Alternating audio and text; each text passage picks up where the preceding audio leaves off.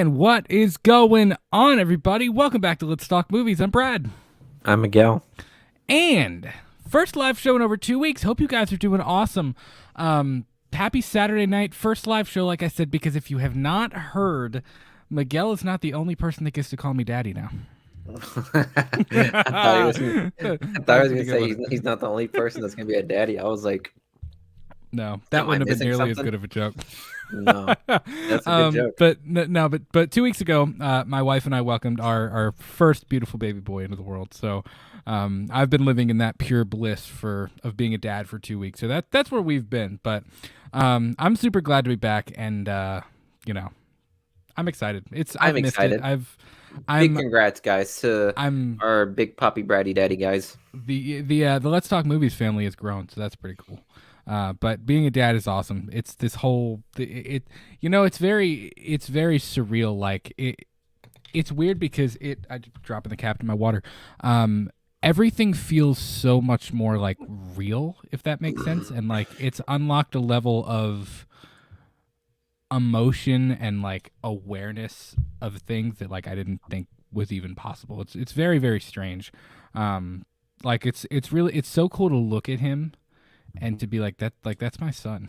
Like it's really, dude, we were at the doctor day before yesterday, yesterday we were at the doctor and we're filling out papers and stuff, and like it's really weird to fill out someone else's paperwork at the doctor and like they call you and they say his name and like you're not putting your birthday. It's very weird, but it's awesome, man. It's been awesome. Miguel got to have some Uncle Miguel time. Have you like forgotten like his birthday yet when you were signing those things? I feel like that's something I would do all the time. Went to put my birthday, and then I went to put Julia's birthday, and then I was like, wait, neither of those are right. So I had to like go back and like fix it all. But it's been. I can imagine the nurse reading that and like seeing like 2 dates that been scribbled out. They're like, does this dad not know his son's birthday? Yeah. What's going on? It was only like a week ago. How does he not know it? But it's cool, man. And like to see my parents become grandparents and like it's cool, man. It's a trip. So that's what I've been doing the last 2 weeks. Not to hog it all, Miguel. What have you been up to, man? Well, I went to Costco like 3 times in 3 weeks. So that's about the gist of my. It's a very eventful 2 weeks. So yeah, that's exciting, right? He just had to one-up me like that, didn't it? You said I went to Costco. Like it was like a big, like you went on a vacation. I got a Costco membership. For some people that know what it's like, I mean, Costco is pretty much like a vacation. If you ask me. Left my house to go somewhere other than work. Hey, I mean, it's important information. You celebrate your small victories here and there, right? Okay, it's about the little things in life. Not everyone can have their first kid, So yeah. But well, I apologize to everybody if the schedule's been kind of wonky. I know it's been a weird like 3 months, because like you were on your break, then I kind of took this little 2-week thing. It's been odd. It's been a little staggered, if you ask me. I'm looking as I get to be on more of a normal sleep schedule, which fingers crossed we're getting there. Says every parent ever. Dude, that's for real. The hardest part of having a newborn is the sleep. Oh, I believe it, dog. Like it's literally the hardest part. You're still functioning. But you have gotten more better. Bags under your eyes than I do on mine. Well, it'll happen when you wake up every 3 hours, every 2 or 3 hours. But it's awesome, man. He's amazing. He's literally the best thing I've ever done. So, and that's actually why we started so late. This was originally scheduled for 8:30, and we didn't start until like 8:50 or so, or like 8:55, whatever. And literally, I sat down, I got logged on, I texted Miguel, I was like, "Hey, the link is all yours. I got it, whatever." And I heard crying upstairs, and I was like, "I'm up." I was like, "Here we go, I'm up." So, but I have other responsibilities now. So it's pretty cool, man. Our boy SPC Bird Austin's in the house. What's up, Austin? We're actually gonna get together with Austin here very soon on his channel. So go subscribe to SPC Bird 3171993. What's the 3171993? Is it 1993 your birth date? Dog, are you like 27 right now? Wait, no, pause. Is that the right math? Am I mathing that right? If I am not, bro, I'm sorry, bro. Do you math? Do you know how to do math? Is that 30? Is that 30, my guy? Yeah. Yes, dog. That was like second try. You guessed it wrong. What do you mean? I only got a second try. You're the kind of person that fails the math test and then was like, yeah, I was close. I almost got it. That's what matters. Austin said, yes, sir. So he'll be 30 on Friday. There you go. Happy early birthday, Austin. But yeah, everybody go subscribe to Austin's channel because we're going to be making an appearance very, very soon. So we'll get that in the books. Yes. Austin also said, damn, this intro is awesome. Thanks, man. I'm actually working on a new one. My man spends way too much time changing. Bro, if you like check back like on all of our shows, like literally if you check like every other show, it would be like a new intro. And like every other week back before Isaiah was around, bro, was like, oh. So he'll be like, hey, so I got a new intro. What do you think? I'm like, bro, you just sent me this. Like I could literally scroll one or two times and then I'd get 2 videos of the new intros. It'd be completely different too. Yeah. I'm like, okay, cool. It's all right. It's all right. But yeah, I try to not let that stuff get stale. I try to keep everybody on their toes. That's true. As long as their color scheme matches. Because last thing we need to do is last thing we need to do is like have a fan find us and then like 2 weeks later our entire theme is different. Like, no, I've always tried to keep it with that retro, like neon colored, like that retro 80s-ish vibe. That's been like the goal, like from day one. Like I've always tried to keep it, like it changes, but I've tried to keep it consistent with that. And with the intro, a lot of the clips you see in the intro is downtown Lexington and like clips from like us, like at the movie theater and like stuff. Because like we don't really have anywhere else to go. I try to tie in the Kentucky stuff too, just to make it, whatever. But part of it is because like as I edit videos and as we do more like pre-produced content stuff, which we're kind of looking at doing, especially for the next couple of weeks, and things like that. Like I get better at editing and I learn new things and I learn kind of new tricks as I edit. So it's a learning process, but that's why I try to keep the intros and stuff up to date. But thanks, man. I do like that one. It's my favorite intro we've had yet. So, dude, my favorite thing I've ever edited though is the Purely and Simply Evil intro. That's my best one, hands down. And you haven't really changed that at all. You've not changed that. That's like the one that you're kind of like, this is my Mozart. This newer one has changed, but this newer one is like, it's the intro. Like I haven't made a one for the main show that I'm like, yep, that's it. This is the intro we're going to use forever for the main show. Mm-hmm. But that Purely and Simply Evil intro, I'm like, yep, this is it. It's cool. I like it. I gotcha. So I contemplated not doing. I actually have a note right here to talk to you about it from like 3.5 weeks ago, but I was like, that never happened. So we'll talk about it right now. And I was, because I don't know, anybody who does YouTube like will know that it's easy to get caught up in like the algorithm and like how YouTube distributes your content and things like that. But like, how does YouTube I was looking distribute at some different things and what? Oh, what the fuck just happened, guys? I promise to God. I don't know what that was. All I heard was it was like all I heard.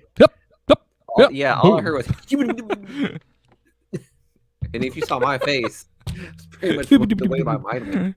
Oh my God. Bro. What was that? Before you like drowned yourself, what was it? Was it me that drowned or was it you that drowned? Because on my end, it was all you. On my end, you were out. On my end, you were gone. I was just gone. And then you had this face. Yeah, that's funny. I don't even know what the fuck I said because I was just like so like befuddled by what the hell you just did. Befuddled. So, yeah. Anyways, I actually was doing a little bit of research into what makes like the algorithm pick you up better and things like that, and just trying to see what little things we can improve. I mean, I know we're not going to be like ranking up with David Dobrik or whatever, which I don't want to either. But bro, you tell me that you don't want to be someone to meet David Dobrik. This man will literally give you like probably like $100,000 just for the fucking sake of having like 200,000 views. Yeah, I don't mean that against David Dobrik. I was just it's two different. We're very different things, No, I know what you mean, but I'm just saying, dog. Like, I feel like it's Fair, on my bucket list to meet David Dobrik because I feel like I'll fair, leave with like fair. at least an You'll exorbitant leave with amount a of money. Tesla and like a free hug, like Yeah, you know. pretty much. But I actually saw back to the intro thing. It was like videos with intros don't do as well, so I was like, oh, that sucks because I contemplated. I was like, should we take out the intro? What do you mean the Like intro? the intro, the Like whole we long just intro. start? We just Yeah, start? like literally, it just goes live and we're like, hey, what's up, people? Like, I don't know, but part of me is like, but the intro is part of our deal. Like, it's part of like even for me, like psychologically, hearing the intro and hearing Subway Dreams, which is the our theme song for lack of a better word. That's not actually our theme song. It's by Dan Hennig, who I actually have, if you look at the description, I've got all of the music, the artist that wrote all of the music that we use in our intros and outros. I've got them linked in there, so go check out his stuff. He's pretty cool. Never talked to him, but he writes really good music. I don't know, it gets me hype up. Like, I'm gonna be honest with you, on days that you're gonna think this is really stupid. I don't think I've ever told you this, Miguel. On days that we do shows, on my way home from work, I listen to the theme in the car sometimes just to get me hyped up and like ready to go when we're about to do a show. See, that's why I feel like you couldn't sell drugs because you'd be too busy trying your own product. You'd be like Smokey. Like I'm gonna be back here at 10 o'clock. I hate to say it, but you're probably right. I'm gonna kill you and him. You're probably right. I'm gonna be real with you. Yeah, you. Oh man. Well, so tonight on the show, as we get into this thing, the two main topics of the evening, we're gonna finally review Ant-Man and the Wasp: Quantumania, which we went and saw 2 weeks ago. Yes, no, that's not right. No, we went and saw almost 3 weeks ago. We went and saw Ant-Man almost 3 weeks ago, and we didn't get a chance to do that because my wife went into labor. so obviously I'm not gonna be sitting there like, hey guys, welcome back to Let's Talk Movies. That Brad push, but we're not gonna. It didn't happen. We had a few shows that I actually in the hospital. I ended up like canceling them, like just like erasing them from YouTube because I was like, we'll hit them some other time. So this is basically that show because it was going to be talking about episode, like we were on like 7 at the time of The Last of Us, and reviewing Ant-Man. So this is the show that we didn't get to do on our big return. But consider this our soft return again. Our soft return, yeah. Because we've already had a return. So this is like we're returning to the return. It's like a soft reboot. It's like a reboot to the this is the requel. This is the Let's Talk Movies requel. But any show wouldn't be complete if I didn't do a brand new beer review. So I saw this brand new at the store, Sam Adams Alpine Lager. Let me see if I can read this. So the description: hazy and golden, this unfiltered lager is a breath of fresh air. The crisp maltness and lively citrus notes transport you to brisk sunny days out in the mountains. It sounds like a alcoholic Sierra Mist, if you ask me. I kind of thought the same. And it's got the green. It looked interesting. So yeah. So Could you imagine like a clear beer? They make beer. They make alcoholic water. Do they really? They do. That's a thing. I don't know why you would ever want it, but they make alcoholic water. Bro, that sounds fire to me. I'm not gonna lie. I'd try it. Gross. I would try it. I'm just saying. I have a very real question. Does it hydrate you? No. Why would it? So it would not. I don't know, because water hydrates you, but alcohol dehydrates you. So it's like. It sounds like a Christopher Nolan movie. It's like a. Well, I mean, I'm pretty sure it's. I don't know. Wow. Does alcoholic water hydrate you? Are you Googling it? Bro, no, I'm not. I'm just contemplating right now. Bro, did you hear? Speaking of like movies, did you hear about the new movie that's coming out with Owen Wilson? Bro, he's playing Bob Ross. I did. It's called Paint. Bro, I saw that. Yeah. Paint. That is awesome. Hilarious. Of all the people's voices that I can imagine being emulated for Bob Ross, I never would. It looks pretty good, honestly. I mean, yeah, it's gonna be just as good as like It's a Beautiful Day. He looks good as as Bob Ross, you know. Yeah, and so did Tom Hanks with Isn't Fred it like an Rogers. Apple TV movie though, or something like that? Maybe, or like a series. I don't know.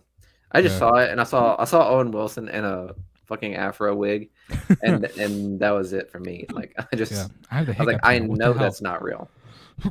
Well, I'm gonna give this a shot. So this is Sam Adams Alpine Lager. Here we go. Cheers.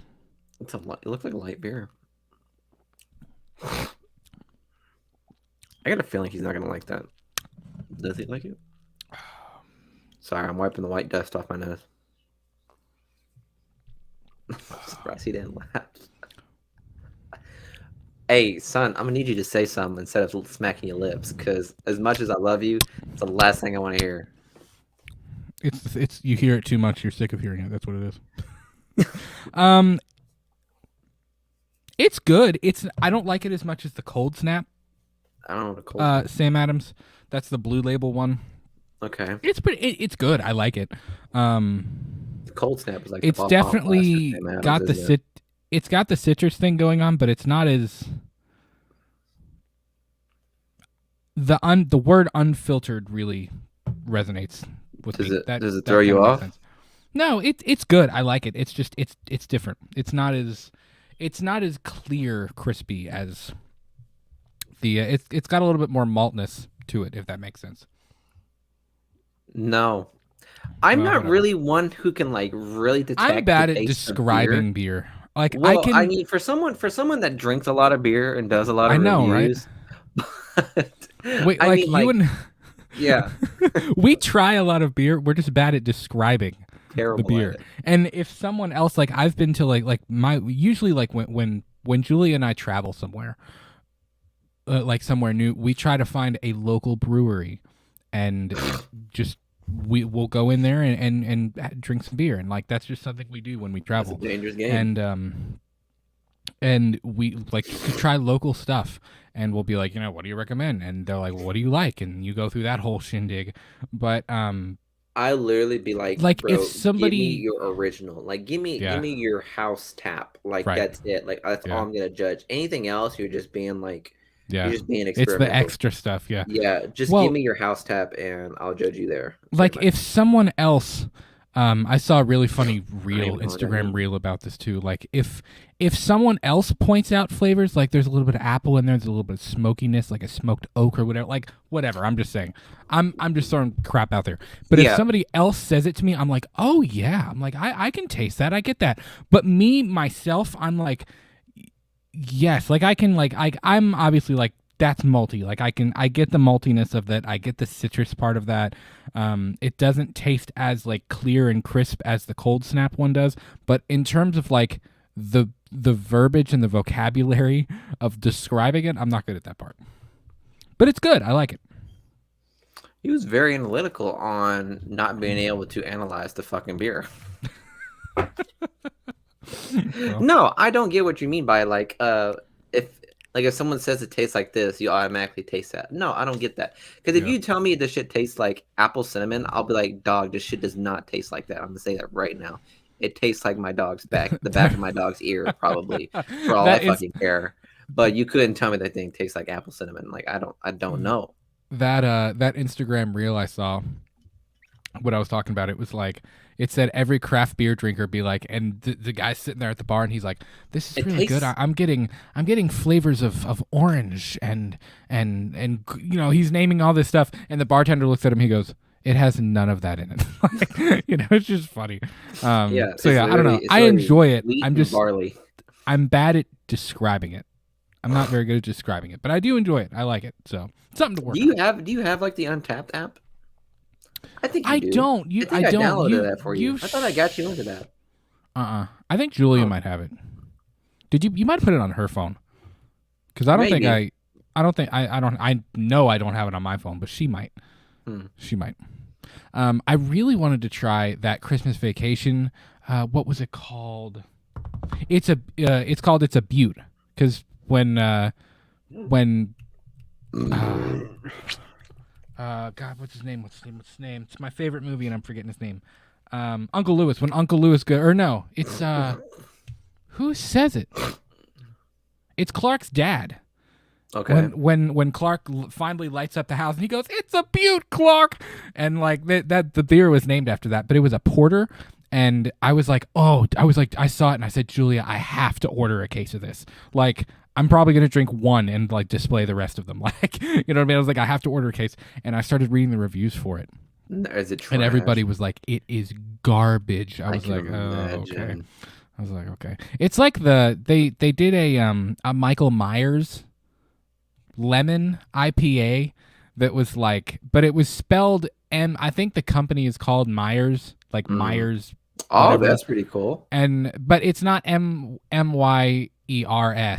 It was like MEIJER. It's no, it's was it the supermarket? It's MEYER. This man's just talking about like so it was store, like the a store play brand on it of a porter.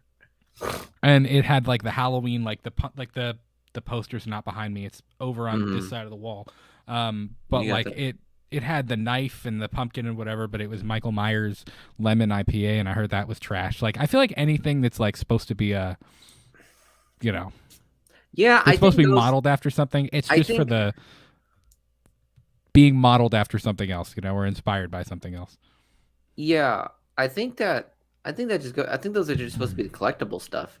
Kind of like, because you know, sometimes, you know, when I check out these collectibles, I mean, I'll find like Godzilla candy bars, Godzilla like hot sauce or stuff like that. Like I know that's just going to be disgusting and trash, but it's just the fact that it's just a cool collectible, it's something to keep put in your collection. Like it's not going to smell bad because it's tightly sealed, and it's like literally you just keep it on there for your shelf of collection, whatever, whatnot. And if you are silly enough to try it, like you would end up hating it and ruining what you would think what you could keep. I don't know. I don't fucking know. This shit's probably like $13 too. They have Resident Evil energy drinks. It's like little like Red Bull cans, but it's like trash. It's like it's got the Umbrella logo and it's like property of the Umbrella Corporation. It's got like the Biohazard logo on the back of it and stuff. I was like, I bet if you drank that, you'd probably need like a kidney transplant. Bro, I feel like if you drank that, your piss would probably turn like brown. Like not even like you would actually turn into a zombie. Like, it would like I don't know.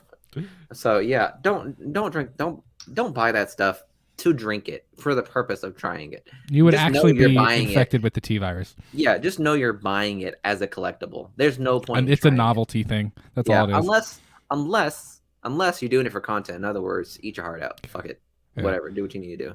Dude, I have a rant. Before I know SBC Austin asked me a question in the chat. We're gonna get to that in just a minute. I know we're gonna get to our topics, all that stuff, but by the way, I've been home for 2 weeks, and you don't want to cook. Like you're not in the mood to cook when you're taking care of a newborn and stuff. So like we've eaten some fast food and stuff, and I have gone to 2 different Subways.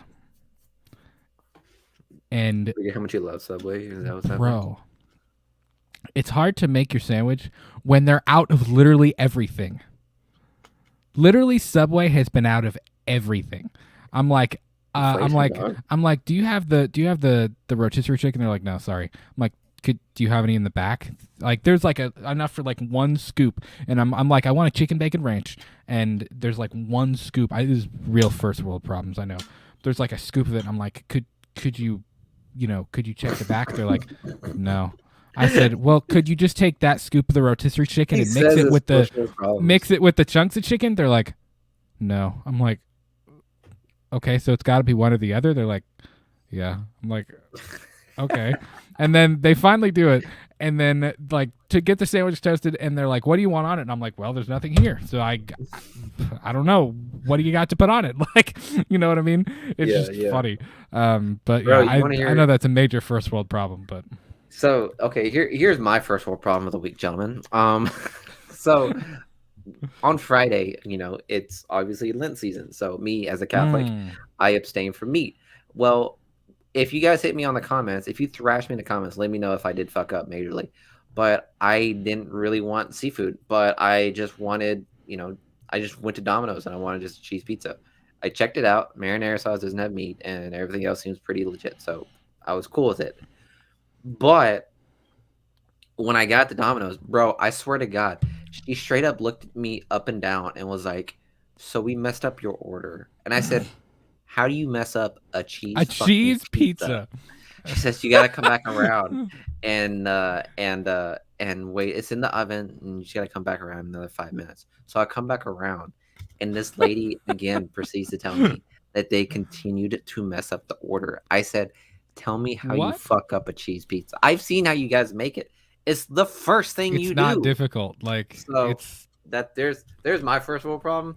I'm sorry if that made me sound like, out of touch with reality, but I'm sorry. I just wanted a cheese pizza that day. So there's my first world problems. yeah, I don't know, man. I don't I know. told my girlfriend that, and she was like, "Miguel, just eat your pizza." Just eat your pizza. It's fine. Who cares? Yeah. Yeah, that's funny. All right, so let's do this thing, man. Let's actually make content. Real now. quick, SPC. Austin said, "Did either of you play the Resident Evil 4 demo? I have watched bits and pieces of it. I don't know that I'll play the demo, but I am gonna buy 4 because it's my favorite video game of all time. So like, I haven't. I told myself." When they started remaking Resident Evil, I told myself I was going to buy each remake and play through it. Do you think that happened? No, it didn't. But I am going to buy 4 because I want to play through it because I am a massive fan of that game. So, did they say that they want to do like the whole thing? So like, are they actually going to do 5 and 6? Well, I don't know if they're going to do 5 and 6 because they're so new. You know what I mean? Not really. Bro, they remastered The Last of Us within like 2 years of that drop. So shut the fuck up. Well, that's true. That's true. I don't know. They might. Who knows? So, they might do it. And it really wasn't that much of a difference. I mean, when they started remaking them, Resident Evil 5 was barely over a decade old. Yeah. It might have not even been. No, it wasn't even a decade. Let me... Bro, Resident They remastered Dead Space too, and that's not even like that old, honestly. Like the third installment of Dead Space came out like, I don't know, like 2015 maybe. They started the remakes of the series, like remaking each entry in the series before Resident Evil 5 was a decade old.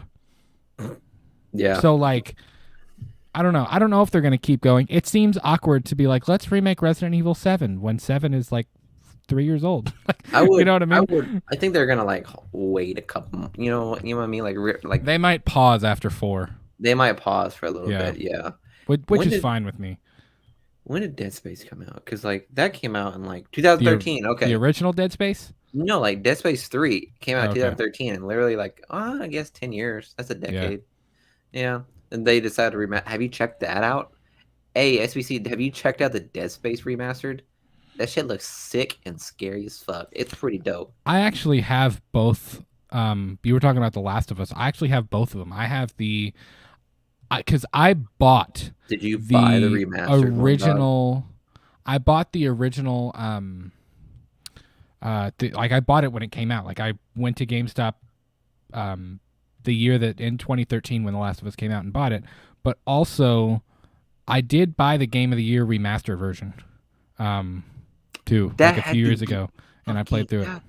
That had to be expensive, dog. It wasn't that expensive. It wasn't that much more expensive than a normal game. Are you sure? I could have sworn that was supposed to be expensive. Yeah. I would love to get a PS5, but I don't got that PS5 money, man. I feel like it's not really all that worth it, too, either, if I'm being I don't know. I haven't heard as much, but, like, do you remember when I remember when Kohl's was selling the PS5 because of how bad it was to find these. Well, we talked about it on this show. I'm sure we did. The release of PS2 and PS3 was a really big deal. Like, we waited in line for a PS3 because it released simultaneously with Resident Evil 5. So I literally, I waited in line for that bitch. Yeah, true.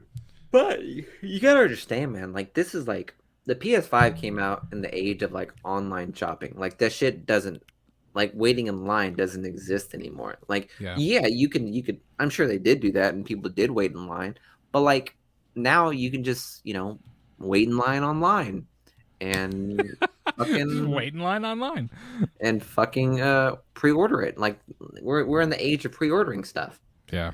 And that's why that hype train doesn't really happen anymore. Right. So like you kind of lose that excitement, and I feel like that probably was detrimental to a lot of sales, probably.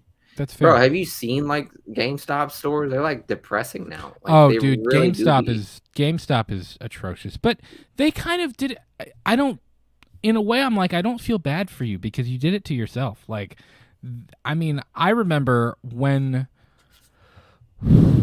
we moved we moved into a new house like right at the end of when we were in high school, and um I remember we got rid of a bunch of PS3 games that like we just didn't I didn't play them, and I didn't want them, and I was like, oh, I'll get some cash for it. um I was actually just thinking about that earlier because I was like, I wish I would have kept Green Day Rock Band, not to play it, just so that I could say I still have A my copy of Green collectible. Day Rock Band. Yes, a collectible novelty, as we talked about with the drinks. But like, you could take $500 worth of video games to GameStop and be like, I want to trade these in for cash, and GameStop would have been like, best I can do is a quarter. Yeah, I Like, guess. their selection started to suck. It started to become more of an FYE than a game. It They, was like they sell more action they kind of figures and did. stuff now than they do games. It's more like pop culture collectible stuff. It's weird. I don't know. Yeah. GameStop, like I remember walking in GameStop as a kid and it was lit. Like I was a kid in a candy store when I walked in GameStop. Like Yeah, it was and gonna be a now good day if Dad was taking us to GameStop when I was a kid. yeah. And now it's like all about like downloading the game onto Yeah. like the software, which is like again like blowing up our fucking Right. consoles if you ask me. Because now you have to wait like 5 fucking years for a game for like Call of Duty to like download. You know what I I mean? think a lot of people didn't like that. I think physical media is very much Still loved still a around. thing. Yeah, and I think people are starting to realize that with like, well, it's like I talked about with our whole design, like our show design and our backgrounds and stuff. Like the retro '80s thing is really in style for whatever reason. The stuff from the '80s and '90s is hot right now.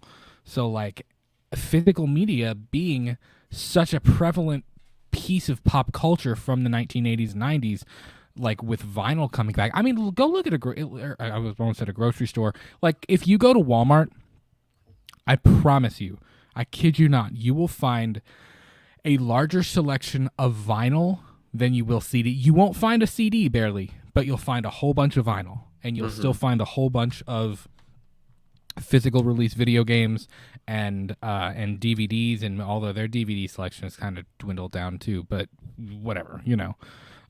So yeah, I think that's part of it. When PS5 came out and you had the option to do discless, I was like, I don't know. I personally was like, I would definitely choose the disc, like the physical option, Yeah. hands down. Yeah, I'd agree. It's just way too So much wear, way too much of a load on the fucking PS5. And I don't yeah, know. I was never a PS5 fan, honestly. And I mean, I couldn't even say I was like an Xbox fan. So you don't really hear about it. I don't know anybody with a PS5. I don't know anybody with an Xbox anymore. Do you realize that? Do you know how like My how brother has an dead Xbox still. do you know how dead I've like heard like the video game like fucking industry right now? I've Although like I've always been a PlayStation person, it's always. kind of it's like it's kind of been like PC mainly to me now. Like Yeah, I've heard more about PC than I have actual like yeah, video game consoles. yeah, So I mean, I don't know. More power to them. But yeah. Whatever. we literally went on a tangent again. Yeah, all of that, all of that to say, Austin. Yes, I will play the Resident Evil 4. I don't know if I'll play the demo, but I will buy the game. So let's move on. Ant-Man and the Wasp: Quantumania. We saw this.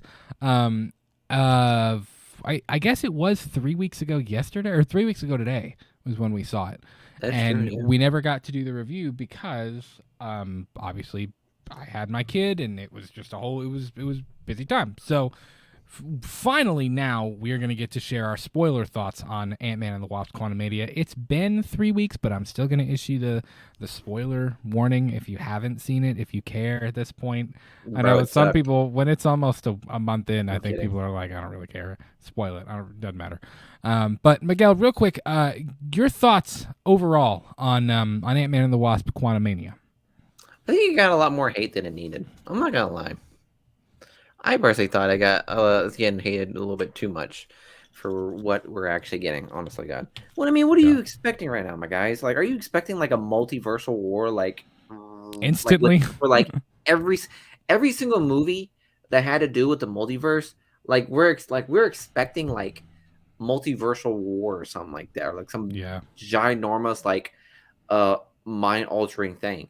And even though we got some of that, it's still like not enough. And it's like, bro, like what scaling do you want in regards of like how massive of a situation it needs to be? Like, I mean, I don't know. Like, what are you expecting? What I will say though, I do fucking agree with. I love the joke that's being thrown around with Ant-Man and the Wasp, and how it's very much a similar ripoff to like Spy Kids 3. So Oh, it hilarious. is. It It is so unintentionally, but it hilarious. kind of is, which is funny. It's painfully similar. But okay, yeah. So I agree with. But I still think that this movie gets a lot too much hate for what it was. Okay, this movie was just fun, and I enjoyed it. I'm a huge fan of Paul Rudd. I love them in all of the older, rom coms and raunchy family comedies that we used to watch all the time.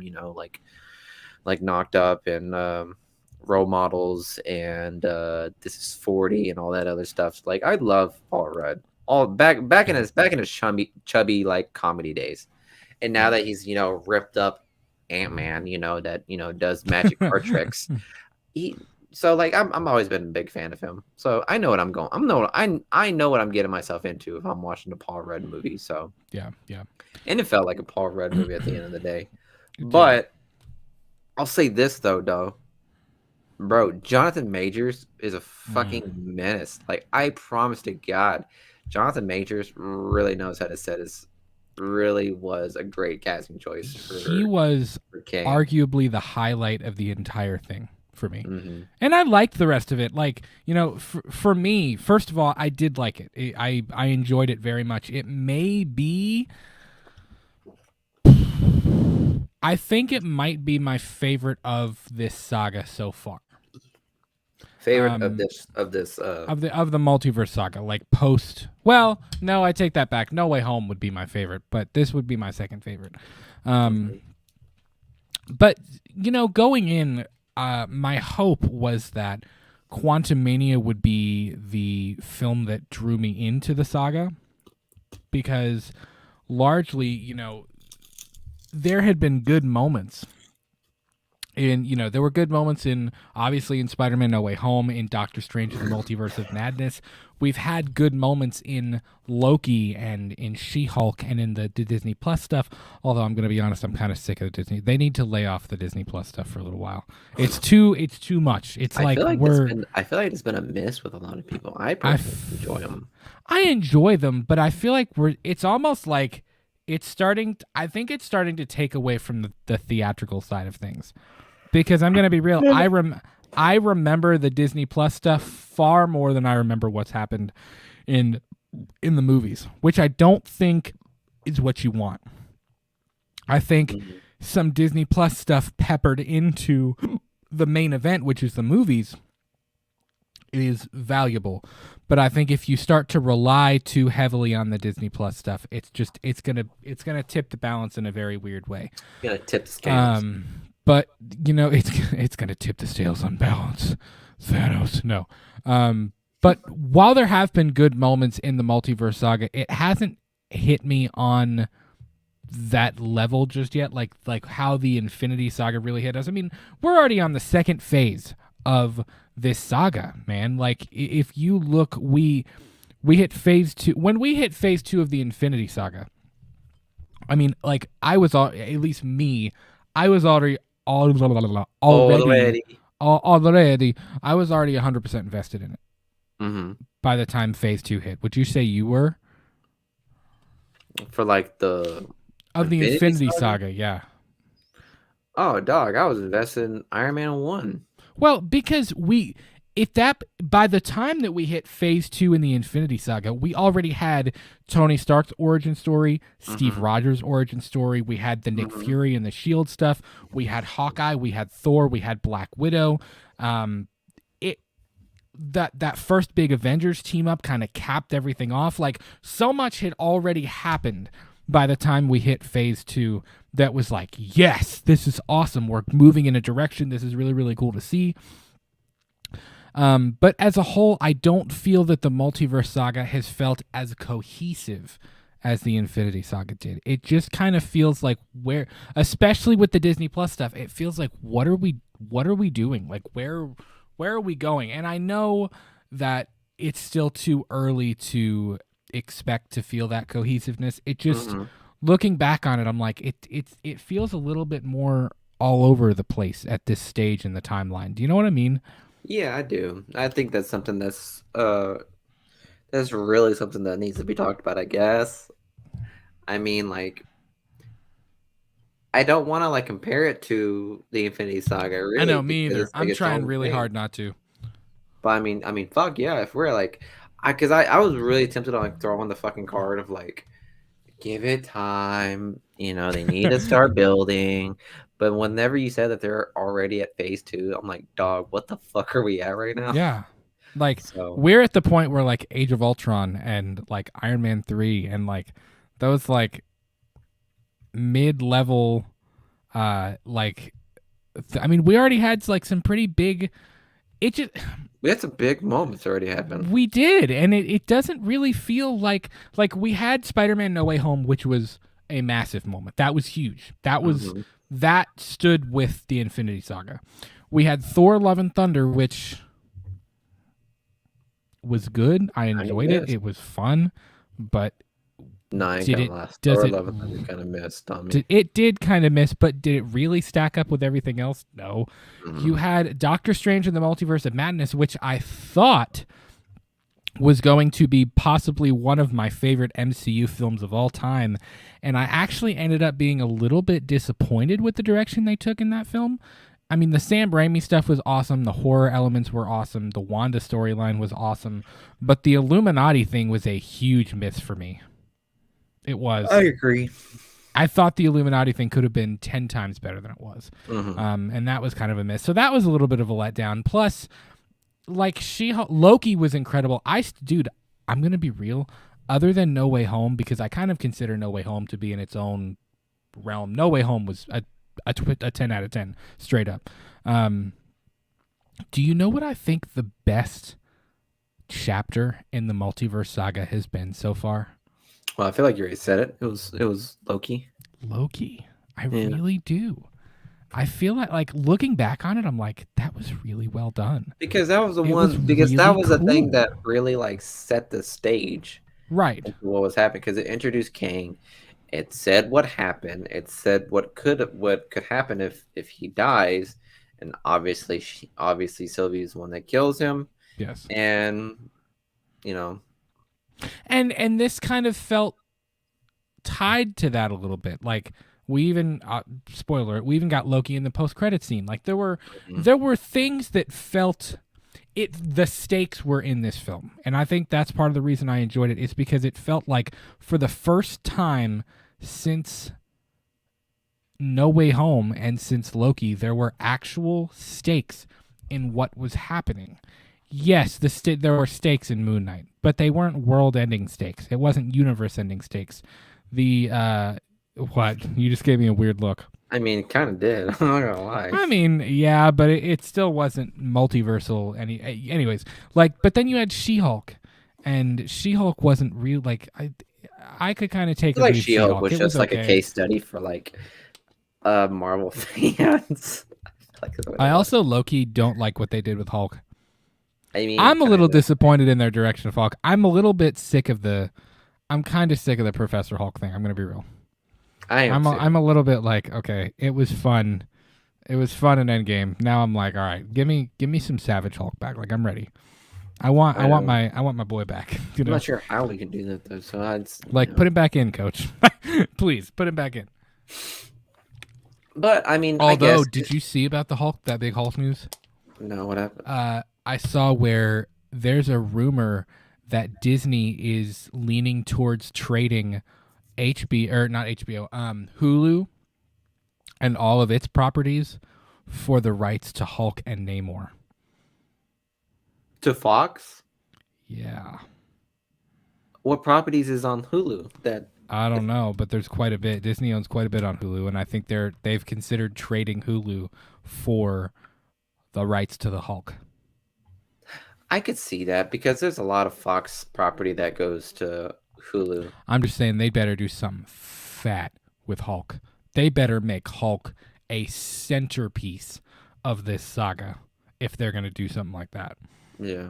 You know what I mean? Well, I mean, like Hulk already is like a cash cow, so I feel like He is. they're on the idea of like if we have at least one Hulk movie, it would pretty much Yeah. pay for Yeah. that Hulu loss. I'd assume. Yeah. That's fair. That's fair. Which But honestly, yeah, I'd let Fox take Hulu back, honestly, I or would. I don't think they even had it. Hulu's fine. It's all right. It's not Yeah. my favorite. It's not my least favorite. Like it's I don't good. I know. like I it. like their I dig it. collections. I like their collection of movies more than I do fucking all the other all the other apps. HBO Max has grown on me a little bit. Yeah, but even that's gonna be gone pretty soon. So get the fuck out of here. Yeah, but it's gonna be something else. Whatever. I don't know. I don't know. It's all confusing. The streaming thing is confusing. But It really is now. anyways, back to Ant-Man. I did like that it felt like there were actual stakes involved in it. It didn't just feel like, okay, this is fun. Because Thor Love and Thunder kind of felt like this is cool. I like it. It's fun.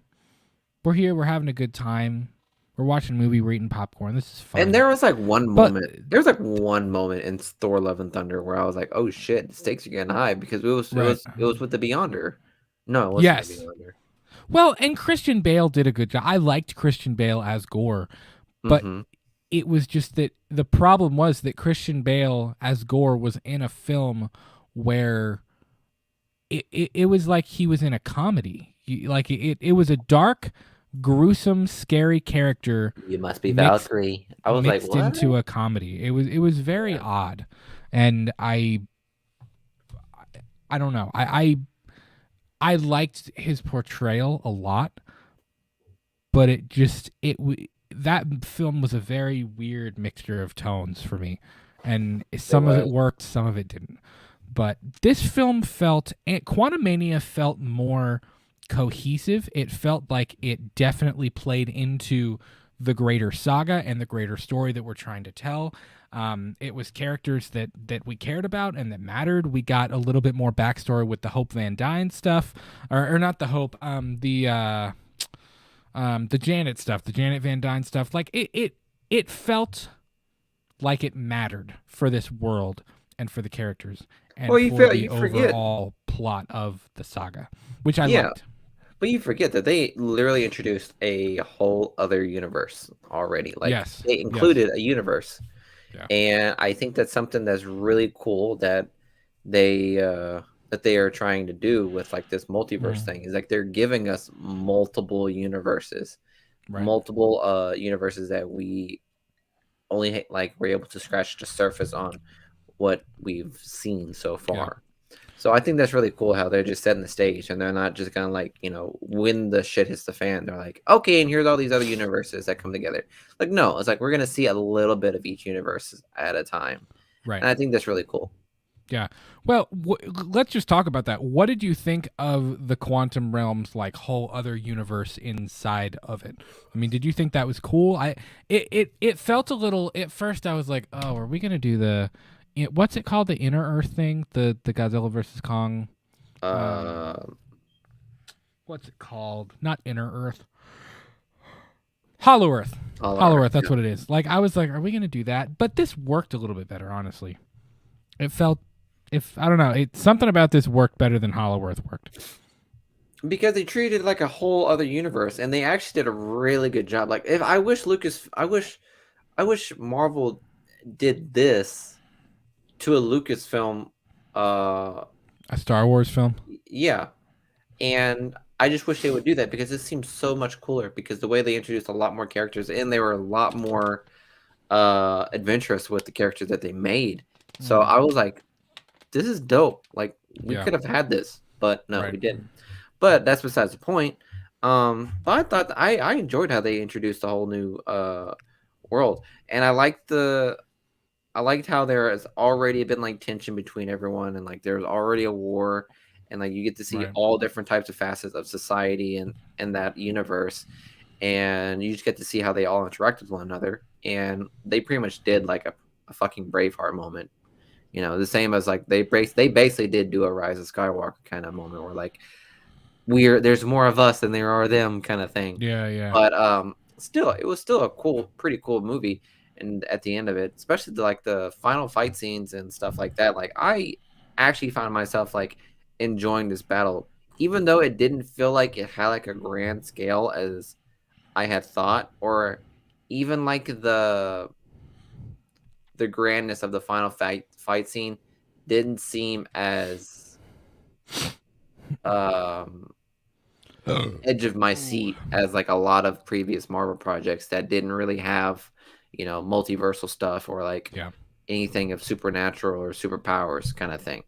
So I still found myself enjoying it from time to time, and I actually enjoyed how Jonathan Majors played Kang throughout the entire final fight scene, because I mean it makes sense how he would be. Well, he's not one to overpower everyone in the Avengers.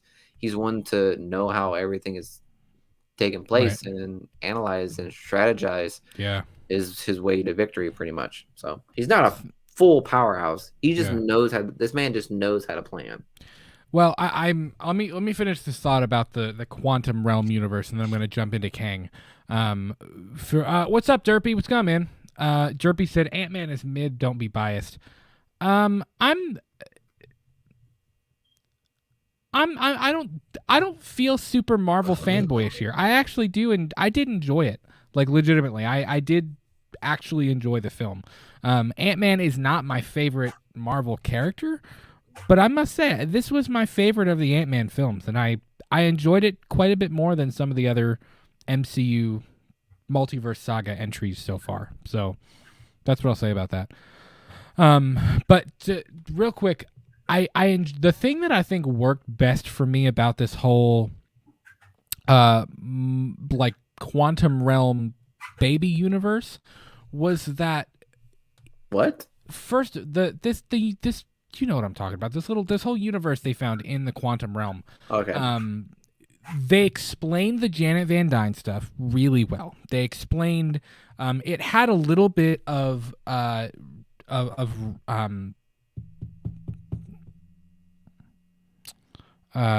you got this. No, I don't. I'm blanking right now. You're gonna kill me. Jumanji. What are you talking about? What's his name? Robin Williams. I couldn't think of Robin Williams' name. Wow. Good night, everybody.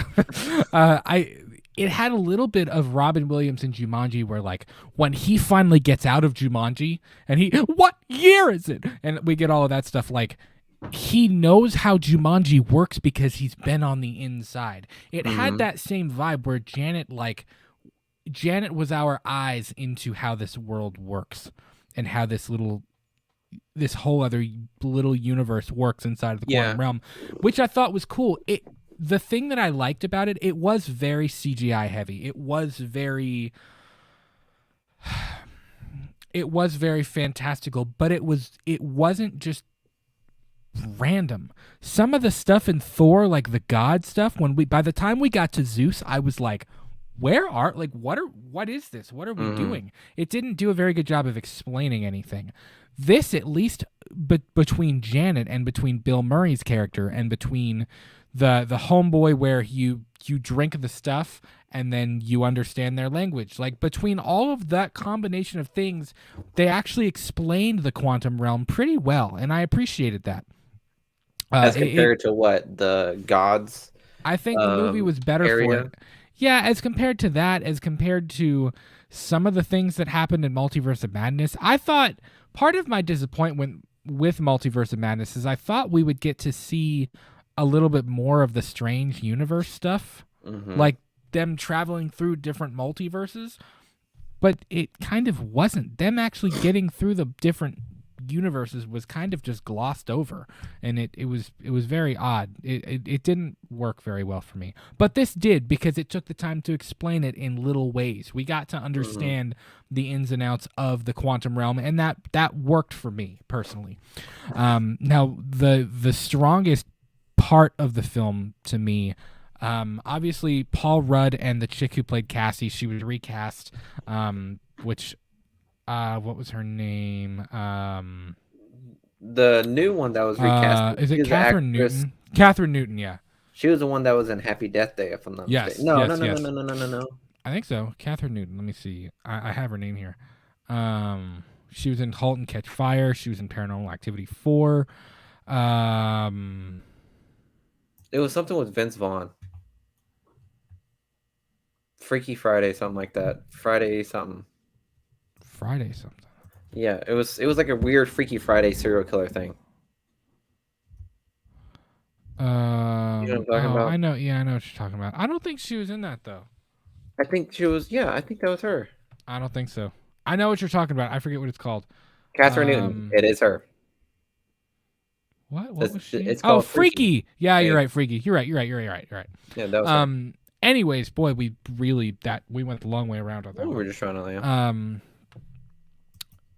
Well, I don't even remember what I was saying. Oh, I liked the stuff between Paul Rudd and Catherine Newton with the kind of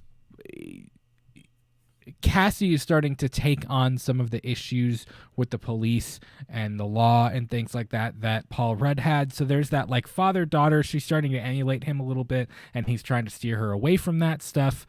That whole thing was really good.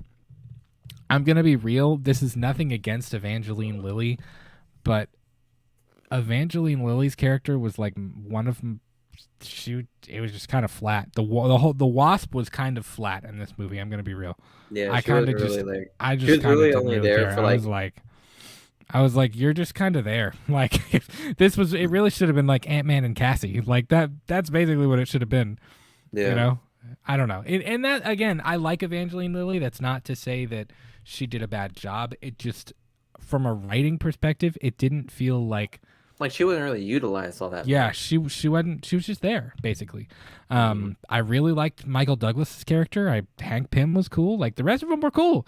It just the Wasp just kind of fell a little flat for me.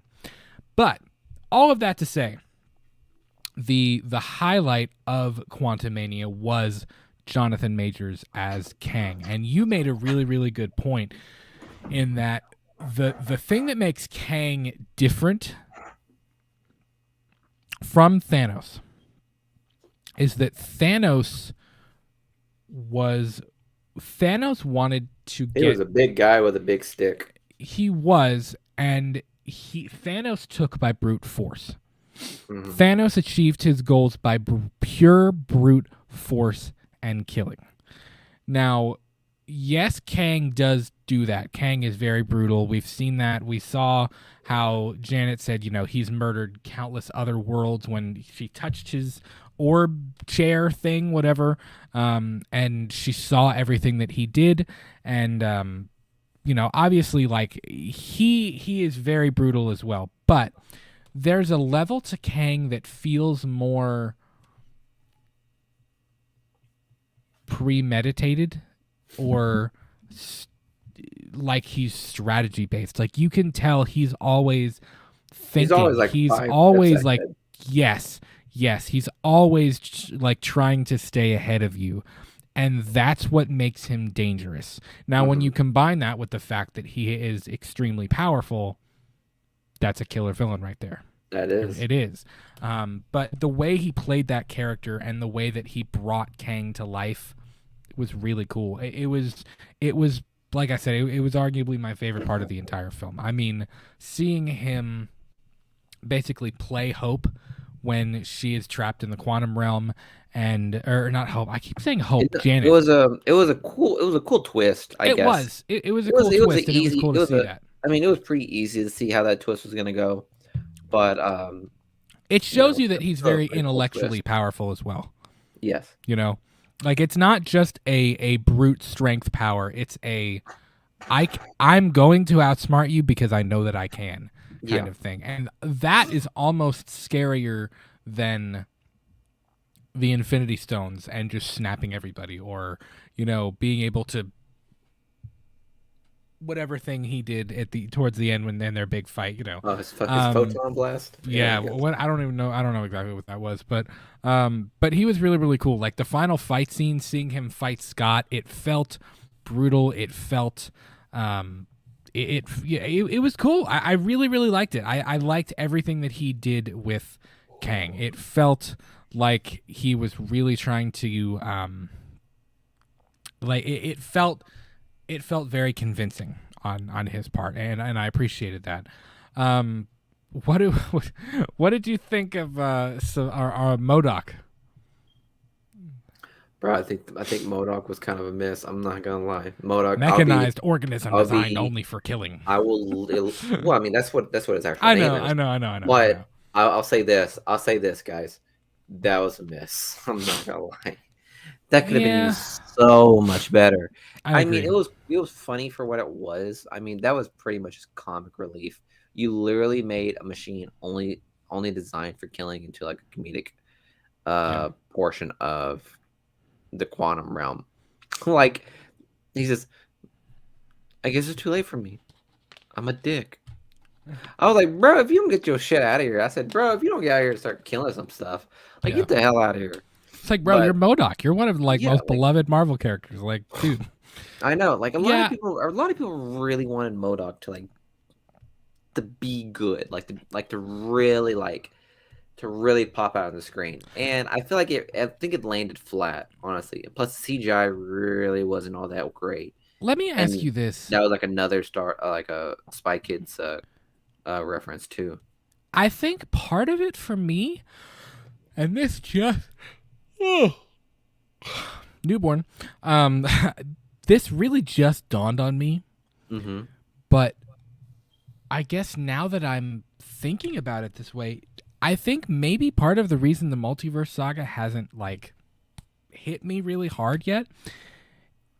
Do you think there's too much comedy in it? Yeah. I do too. It feels like I don't know why we're pushing the comedy so hard. Like, I know.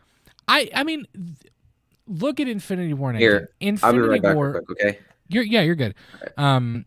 Infinity War and Endgame had comedy. You had the Professor Hulk stuff. You had the Ant-Man stuff. You had him changing into a baby. You had some of this, like the comedic aspects of Tony and Nebula sitting in space playing football with the paper. I mean, it's not like there wasn't any comedy in the Infinity Saga, but it almost feels like it's a crutch. You know, if it was one thing that was like purposely designed to be comical, like She-Hulk, if you would have just taken She-Hulk and made that into a comedy, that's fine. But in Thor: Love and Thunder, the comedy was center stage. Even in this film, as much as I liked it, there was still a little too much comedy. It was still just a little bit. It feels like, for whatever reason, this saga is very heavily lacing the comedy in, and it kind of cheapens the blow of the rest of it. You know what I mean? And I think that's something I can pretty much guarantee what you were talking about. But like, even with like Endgame, it seemed like there was way too much comedic elements in that one too. See, I think it was a little bit more balanced.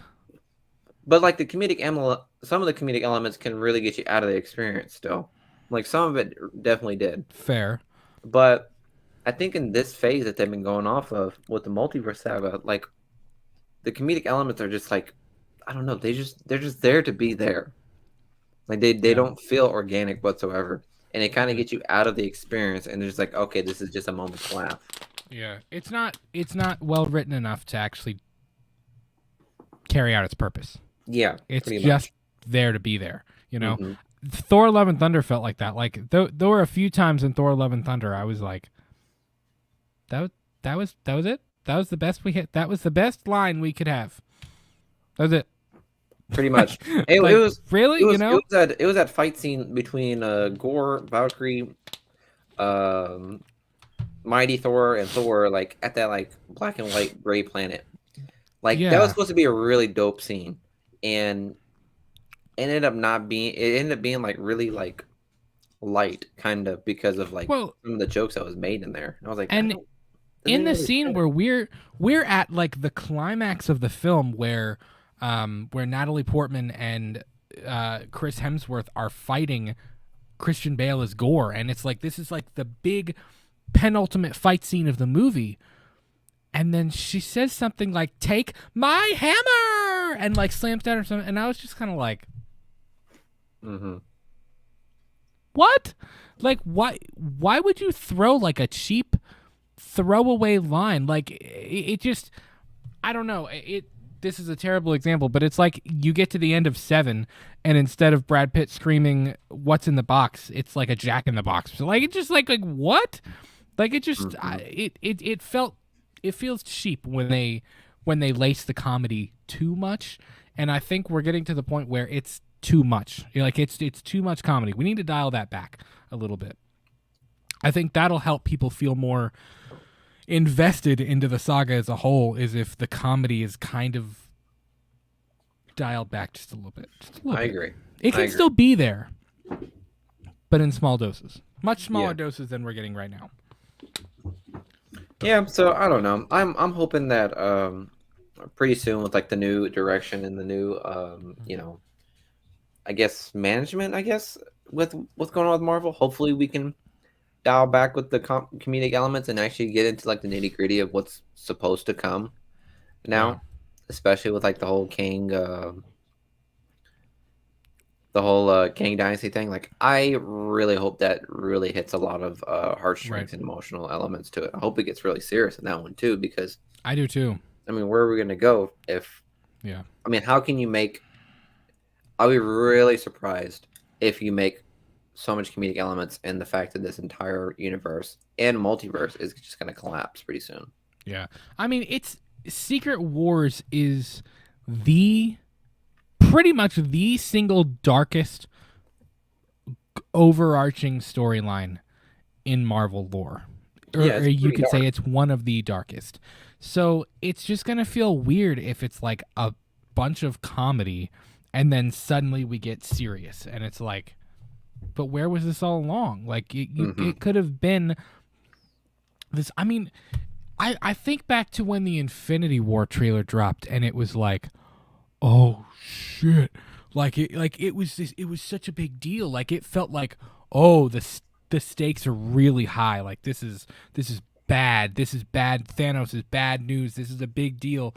I don't feel that sense of like looming doom that I felt with, no pun intended, Doctor Doom. Like I just don't feel that sense of He had to looming explain doom. it. I did. I don't feel that with this, and I'm hoping. I think this was a step in the right direction, but I I don't want to say I'm concerned yet, but I'm starting to be like, okay, we need to try and serious this up a little bit. You know, Hmm. it's felt very very comical. It Towards the just end. doesn't feel like the stakes are high at all in I any agree. part of That's this what it movie. is. Yeah, that's what it is.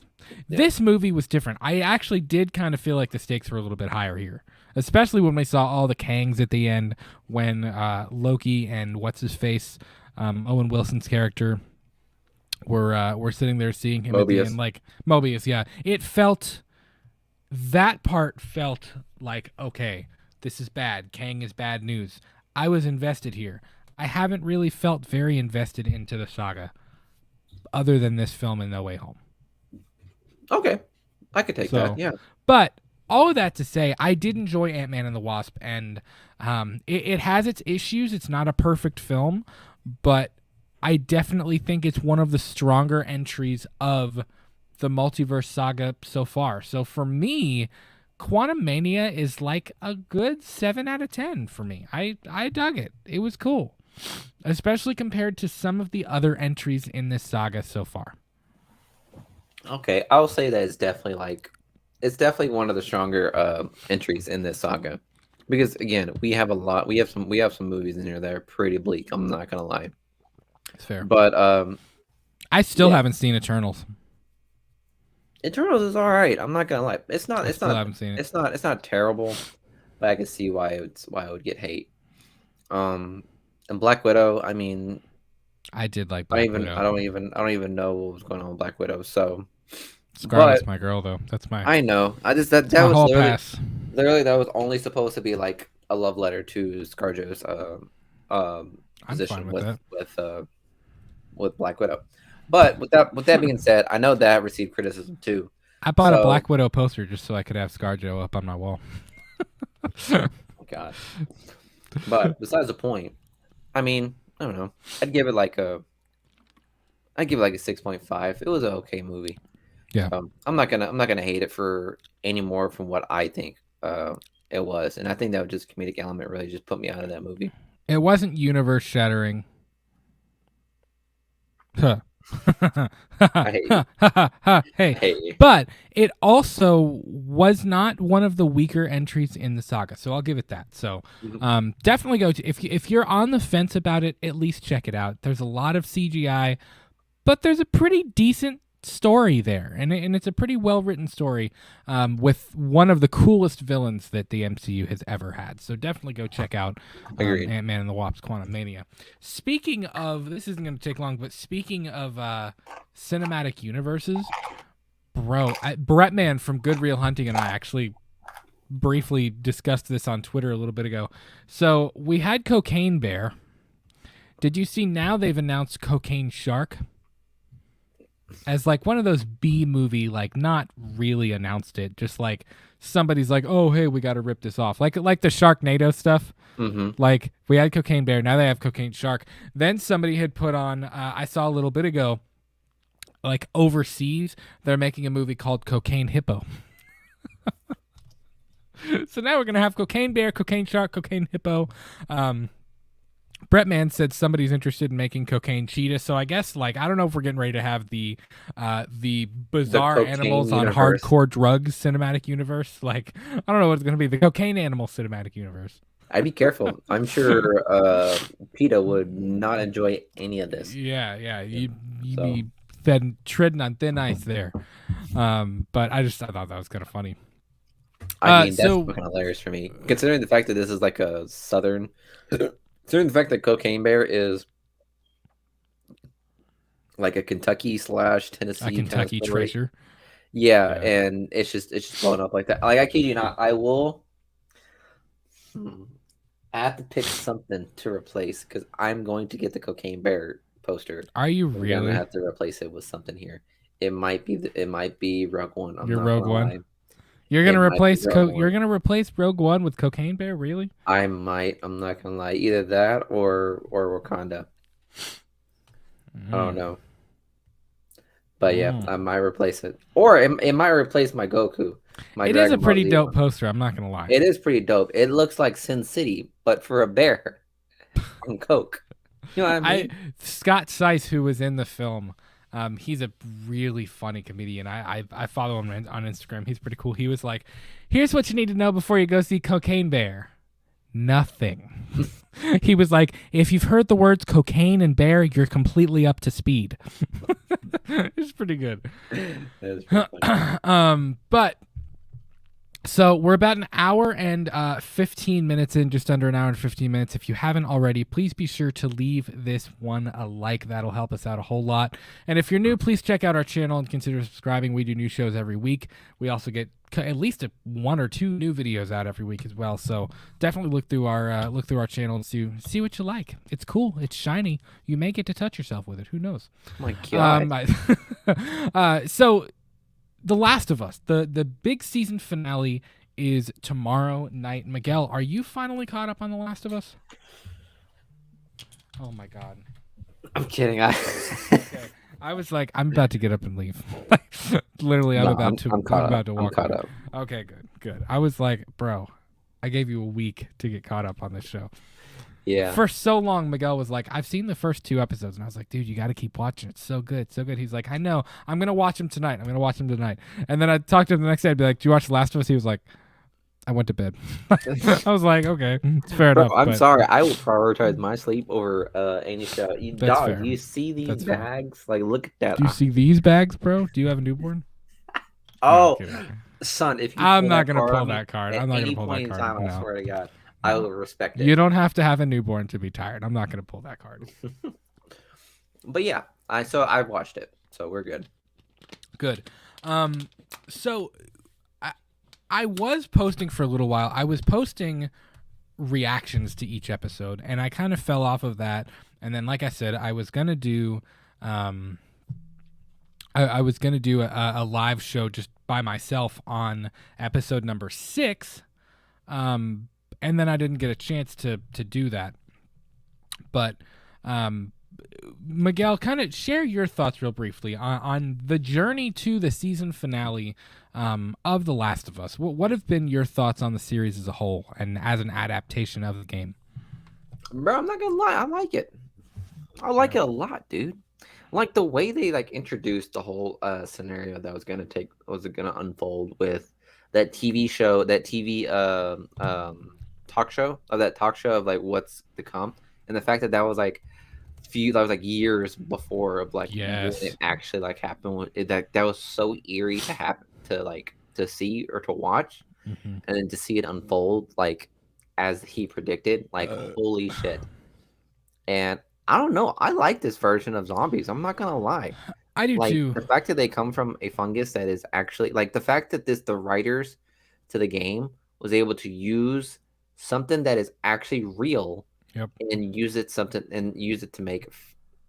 instill fear in us. And I think that's something that's really really cool for writers to do, because it's really easy to say ghost, demons, slashers, serial killers. Like it's real easy to do those, and those end up becoming thrillers more than they do like horror. But when you find something niche that kind of like scares us a little bit, and like milk the shit out of that thing, to make it like really like scare us, that's cool to do. So do you want me to make you really uncomfortable? Sure. So I randomly saw this on Facebook the other day. On what? On Facebook. And I saw it and I was like, surely not. And surely enough, the internet never fails to disappoint, to give you information that you don't want. Cordyceps is used for medical purposes in human beings. You can take cordyceps pills with the powder in it of the fungus. And if you Google it, it says cordyceps tablets or pills are used to treat coughs, chronic bronchitis, respiratory disorders, kidney disorders, nighttime urination, male sexual problems, anemia, irregular heartbeat, high cholesterol, liver disorders, dizziness, weakness, ringing in the ears, unwanted weight loss, and opium addiction. In addition to the zombie apocalypse. So, dude, people eat cordyceps like already. I was like, dude, we are begging for our own demise here. Like, we are just begging for it to take over on it at this point. Like, it's just, we're asking for it. The human race has it coming. Like, what is it? Like, is the fact that our bodies can like process it much better than quote unquote insects? I don't know. Like, let's ask Google. Why does cordyceps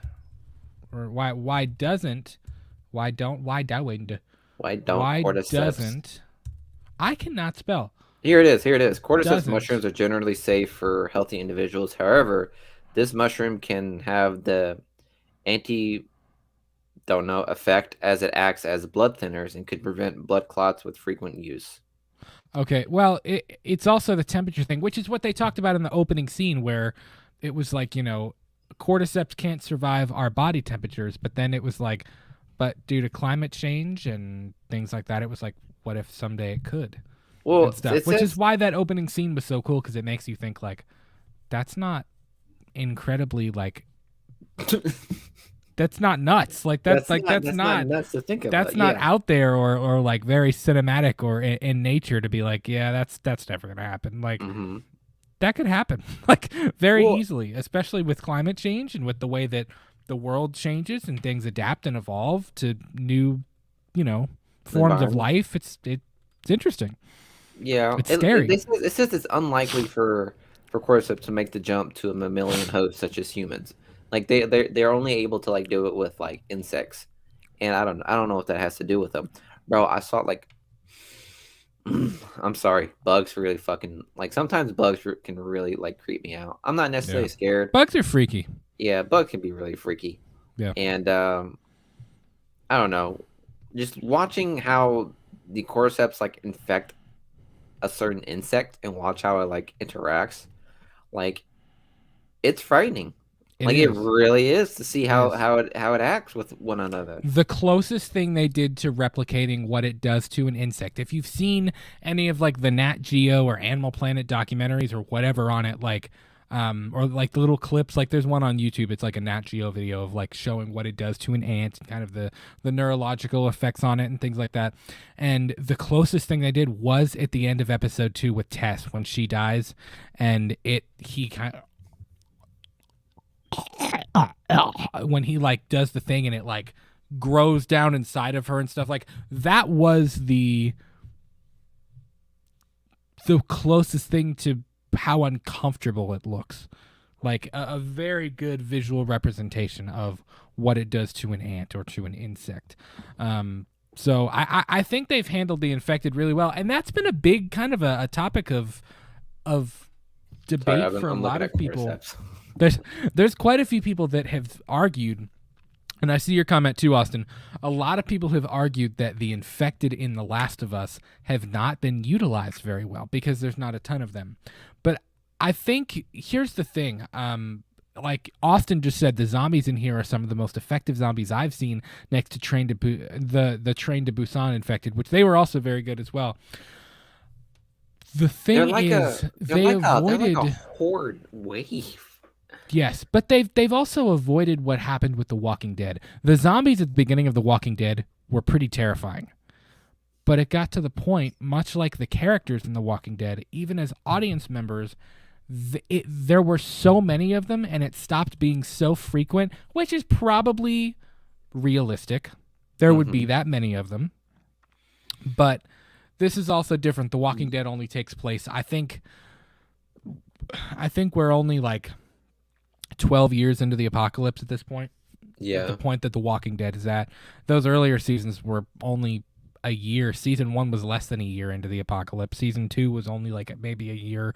Like, you know, it's a different thing. But I would argue like that 20 years, ain't we? Yes, it's 20 years after. So I would almost argue that the infected in The Last of Us have been used really, really well because they're scary every time they use them. Do you realize somebody important has died every single time we have seen infected on screen?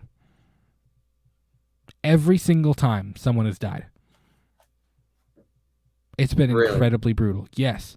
Like, no, we have not seen a ton of infected, but when we do see them, it's very scary and very intense.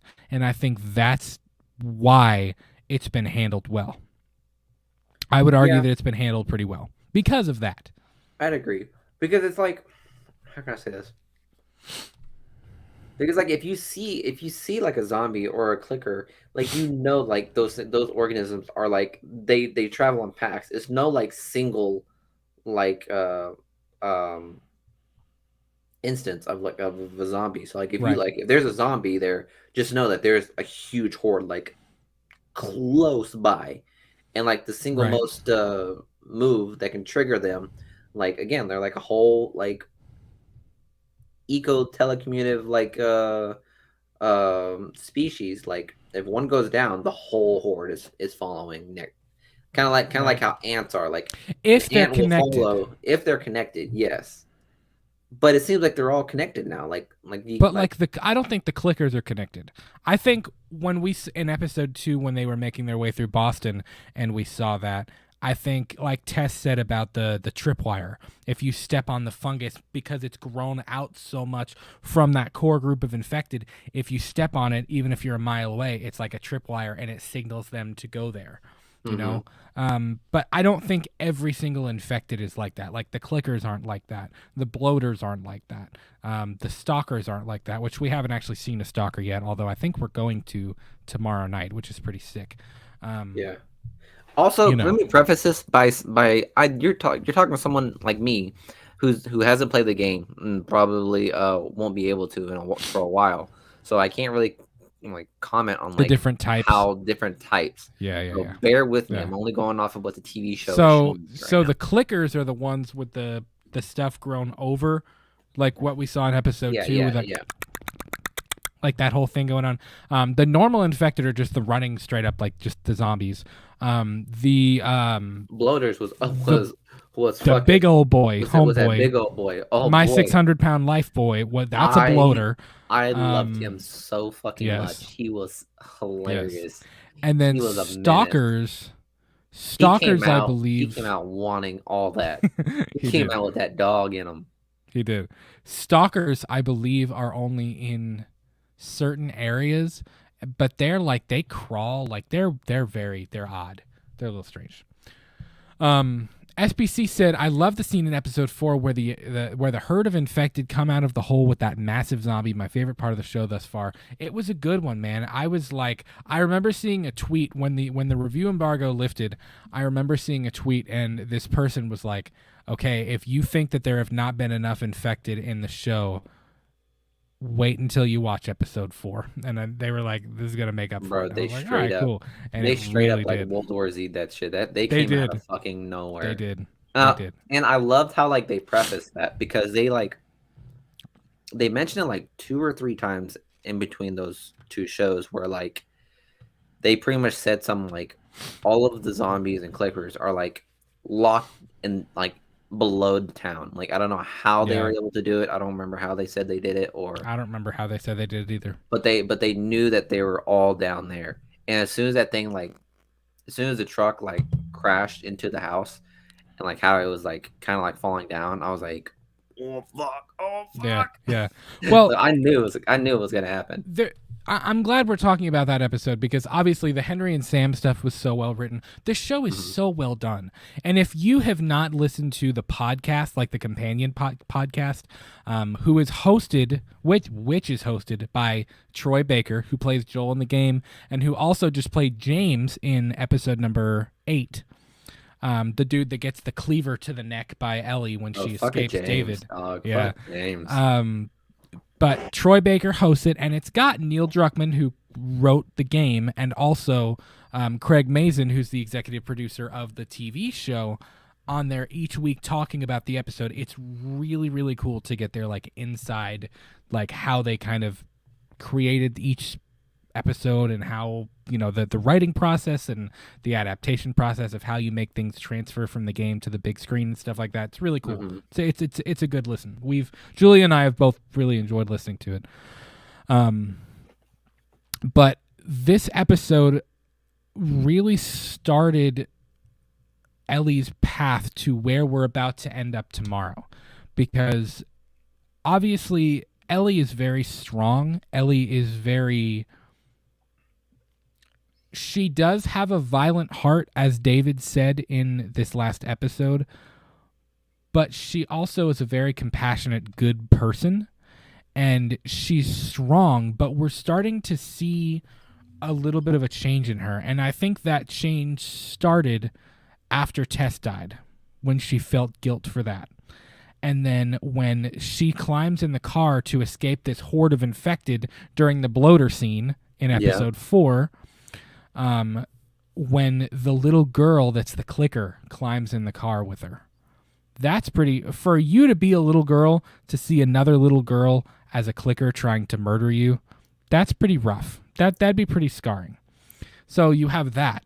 You have the Henry scene where, or the Sam scene where he turned into an infected and tried to kill her. and she was trying to do the right thing. She rubbed the blood on him. She was trying to help him. Like I she thought that was one of the scenes where I was like, oh fuck, this is gonna be one of those moments where Ellie's gonna like grow, like this is gonna be an experience where that's really gonna change right. her into her like Um, how she but sees this like world. yes, and that changed her. Obviously, having to deal with David, and this whole we're going to talk about David in just a minute because woo. But like that whole thing, like we're seeing a change in Ellie that is taking us to this decision that she's ultimately going to make, even if the decision is taken away from her. Where she's like, okay, do it. If I have to die in order for there to be a cure, in order for all of this to stop, do it. And I think that's really cool. Seeing her character develop and evolve throughout this show is really, really, really, really cool. SBC, I completely agree with you, dude. He said, I'll be honest, Bro, I was very weary on Bella Ramsey during the first episode, but with each episode that passes, she gets better and better. Her best performance was in episode 6. I think her best performance was in this last one. I think she absolutely embodied Ellie in the game in this last one. I think because it was that scene where like where Ellie broke David's like fingers. And it was like if you go like side by side comparison from like what she says in the game, what she says in the TV show, I was like, hey yo, Ellie, hey, let me get that last one part 2 because Ellie gonna be a fucking menace. It's funny because Neil Druckmann was talking about that on the podcast. He was like, he said it's really weird for me because he was like, I'm used to seeing what Troy Baker and Ashley Johnson did as they performed it in the game. But he said there are times like seeing Pedro Pascal and Bella Ramsey portray those characters. He was like, it's like I'm just watching Joel and Ellie. He was like, it's really cool, like the way they just embody that. And I was the same way when they first cast Bella Ramsey. I was like, really, like, that's their pick is Ellie. And I started explaining, which Julia loves Game of Thrones. Loves it. I can't get into it. I've tried a million times. Can't do it. But I started explaining because she didn't. At this point, she had no idea what The Last of Us was. And I told her she was going to watch it when it came out. But, and of course, she's turned out to absolutely love it. But I explained kind of the character of Ellie and her personality and stuff. And she was like, oh, yeah, she'll rock that. Like with Bella Ramsey, she was like she'll be good at that. And you said the same thing. Yeah, I thought because whenever she was like, she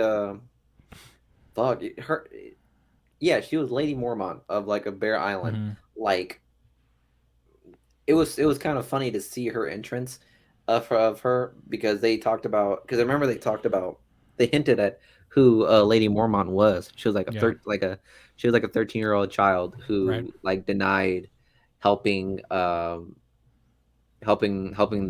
cause because the only king that they know is the king of the north and his name is Stark. Yeah. And I butchered that so much, so bear with me. But we thought it was gonna be some like, badass, and it ended up just being like a little girl.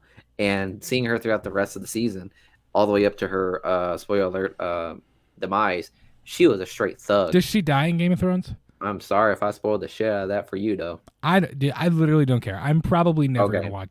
I've tried to sit down and watch it, and I just, if I spoiled that for people, I'm so sorry. It just doesn't do anything for me. It just doesn't. I don't know. I'll just say this. A lot of people are like, "What?" I'll say this. Care. Look, okay, understand this. People die in Game of Thrones. Okay, so don't be surprised if she was one of them.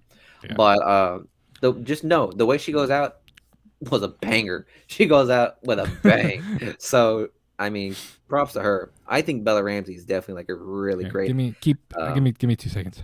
I got you. I think Bella Ramsey is a really great actress, and it pains me to hear back when the show started and how bad they were like ripping her a new one, how she doesn't look like Ellie and stuff like that, and how she looked. And I was like, this isn't how we're supposed to like judge an actress or an actor whenever they take on a role. And then guess what? Bella Ramsey's over here like eating. She is eating these shows up right now, and she's like really like setting the tone for like hey, she's going to carry this show in the second part after everything that happens.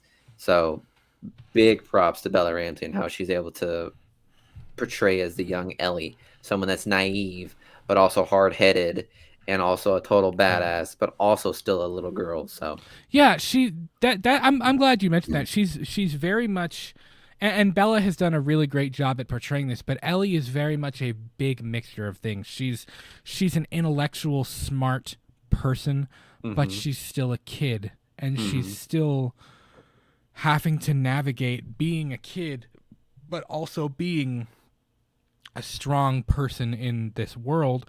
And that's where Joel comes in. The thing about Joel and Ellie's relationship that makes it so cool is that they bring out the best in each other. Like, Joel was a very broken person. And that's what's been so cool about Joel's arc, because I was getting a little ticked off with Joel. And why? that whenever he met Tommy and they were talking about Tommy's kid? Yeah, Tommy's kid, and her and him trying to get Tommy to go take Ellie. Oh, I know what you're talking about. Yeah. Well, yeah. I understand it made sense. It's because of Joel's open wounds that he, when Tommy tells him that he's going to be a dad, and Joel kind of like blows him off or whatever, and he's like, just because your life stopped doesn't mean mine has to or whatever. Like, the thing is, there was a moment in Oct, what's up, man? I'm gonna get to your comment in just a minute. There was a moment where when Ellie runs upstairs and she grabs the syringe, it was in Left Behind. Her whole backstory thing with Riley, which was really, really well done as well. But in that moment when she finally makes the choice to run upstairs after Joel shoves her and tells her to leave him and go find Tommy, when she runs back down with the sewing needle and she tries to stitch him up, which is that'd be rough. When she tries to stitch him up, I turned to Julia and I said, she's literally closing his wounds. Like, oh, get the fuck out of here! Literally, okay, but get the fuck out of here with the analytical shit. But I'm serious though. Listen, just listen. Good. Yeah. It's true though. Like, yes, she is sewing him up and she's literally trying to help him in that moment. But Sarah left a hole in Joel's heart that he never he never thought he could fill it. He never wanted to fill it. That's why Joel is such a cold asshole throughout the entire show and like the entire beginning, because he never thought that someone could fill that hole again. But then Ellie comes in, and throughout this journey and them going across the country together, he starts to get close to her, and he starts to let her in, even if he's not trying to. And she literally, she fixes that hole, And I think that's I don't know if that was intentional when Neil wrote that or when they wrote that into the show, but that's how it came across to me. And I was like, that's so cool. Like, that's such a cool idea. You know what I mean? But their arc throughout this show has been absolutely incredible, and it's one of those things. Oct, it's exactly what you just said. Oct said, "Sup, homies, I played through the Last of Us video game, and I remember thinking it would make a great movie back then, but a show is just as good." I'm actually glad they went the TV show route and not the movie route. I don't think you could. They're already having to leave stuff out for the TV show. If you did a movie, you would have to leave out a ton of story. I feel like you'd get pushed. I feel like it'd get cheaped. That's what I'm thinking right now. I think that movie. I think it would be too much. Out. Yeah, I agree. So I'm glad that it's happened the way that it's happened. Honestly, Oct also said 234 days until Halloween. I love it. Love it, man. Austin said Resident Evil needs to get the same treatment. Yes. If they could replicate each game episodically like they are with The Last of Us, I truly think it could be on par with the show. 150%, dude. Resident Evil could be nuts if you did it right. It could be so incredibly good. It really could, because the story is there. Like, it has such a rich story and such rich full lore, but nobody has ever been able to adapt that yeah. like into something interesting. Like I don't know why it's so difficult to do Resident Evil the same way that they've done other things. I don't know if it's like a rights thing, but Jesus Christ, I don't think it is. They have the rights to it all. Like, just do it. Yeah, I could think of multiple outlets that could really, like, even Hulu could do a really great show. They try to do too much at one time. I think that's the problem. Like Welcome to Raccoon City. We talked about this in that Resident Evil 4 video we made a few nights ago. You can't. They want to throw everything on the plate. They tried to fit 3 games into one movie. That you can't do that. You could find a way to fit Resident Evil 2 and 3 into one movie because they take place on the same night. It literally all takes place within the same 7 hours or whatever, all in that Raccoon City. Like, I mean, you have Resident Evil Outbreak, Resident Evil 2, Resident Evil 3. You have all of that stuff that takes place. Operation Raccoon City, they all take place in the same less than 12 hours of time. So, yes, you could combine those. But when you try to combine the mansion and the Raccoon City stuff and what comes out, like, it's too much for one movie. Like, I'll say this. The Paul W.S. Anderson did a better job with the mansion. And then at the end, whenever Mila Jovovich came out of the hospital with a fucking shotgun and she's in Raccoon City. It's one of my favorite endings to a movie of all time. I was like, I remember when I first saw like Resident Evil, Paul W.S. Anderson's first one, and how she walked out of the hospital and it was just like, oh, so here we go with the fucking second sequel. Dude, I knew the sequel was happening. I love that first movie. That's another one. It's creepy. It's a legitimately creepy movie. It is. Honestly is. Like, well, but keeping on with the Last of Us, I'll say like, yeah, like they're really doing a good job. HBO's doing a really good job with adapting a video game zombie movie into a very heartwarming show. Like, fucking hell. Well, it's a heartwarming game. I mean, that's the thing. If the story of the game wouldn't have been as good, the TV show wouldn't have happened. But the story in the game is so well written. Like, Neil Druckmann is such a talented dude. I would actually love to get him on the show. I would love to get Neil Druckmann on the show at some point. I don't know if that's possible. I actually looked for his contact info, like, loosely, just to see if that would ever be on the table. I would love to get him on the show. That would be so sick. Hey, fans, help us out here, guys. Yeah, if anybody had Neil Druckmann's contact info, that'd be awesome. I don't know if he would, especially with the show being on and stuff right now. But oh, dude, how many seasons do you think they're gonna milk this in? That's what I'm curious about, because you know how Game of Thrones was like fucking elongated. It was like stretched out for like a whole, like, I don't know how many years, but it was a while. But look how close we're getting to the end of the season finale and how close we are to how we think we're going into the games. Well, but the thing is, there's only 2 games. Yes. And they have said that they are going to do a faithful, I mean, season 2's already been greenlit. You know that, right? They've said they're going to do a faithful adaptation of part 2 as well. So, like, if they really do a faithful adaptation, there's just going to be one more season, and that's okay. I'm okay with being left wanting more, because that tells you, okay, they did a good job. It was well done. The thing is, like, season, like, there are so many things where I'm like, man, I could watch 5 more episodes of this season, but I think they're in a good place. Anytime that you can leave someone saying, I want more of that, that was really good. You did your job. You told a good story. Yeah. And they're telling a really, really good story. With this did you hear that there's a good possibility of like a Last of Us 3? Although I heard Neil Druckmann say that they weren't really interested in that because the story, I mean, is done. I don't know if you know the plot of part 2, but like, There isn't much left to talk about. It's done. Like, it's kind of done. There's not Yeah, much. yeah. I don't really know where else you would go. And I don't listening to them talk about it on that podcast, I don't think they're in it for a cash grab. Mm-hmm. Like, they want to tell a good story. Yes, they want to tell a good story.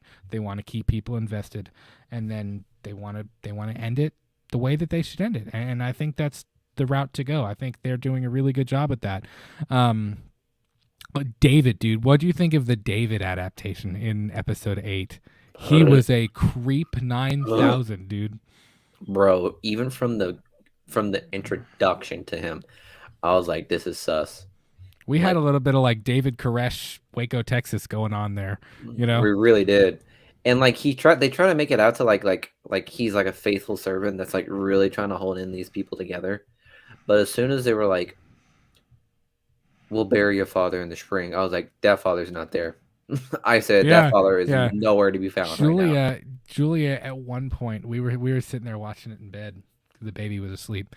And we were sitting there watching it with headphones on and stuff. And at the moment when they bring in the meat and the woman goes, "What is it?" And he said, "Venison," and walked away. I was waiting to see if she caught it to where it was like, that ain't venison. I was trying to see if she would catch on to the fact that they were eating people. Mm-hmm.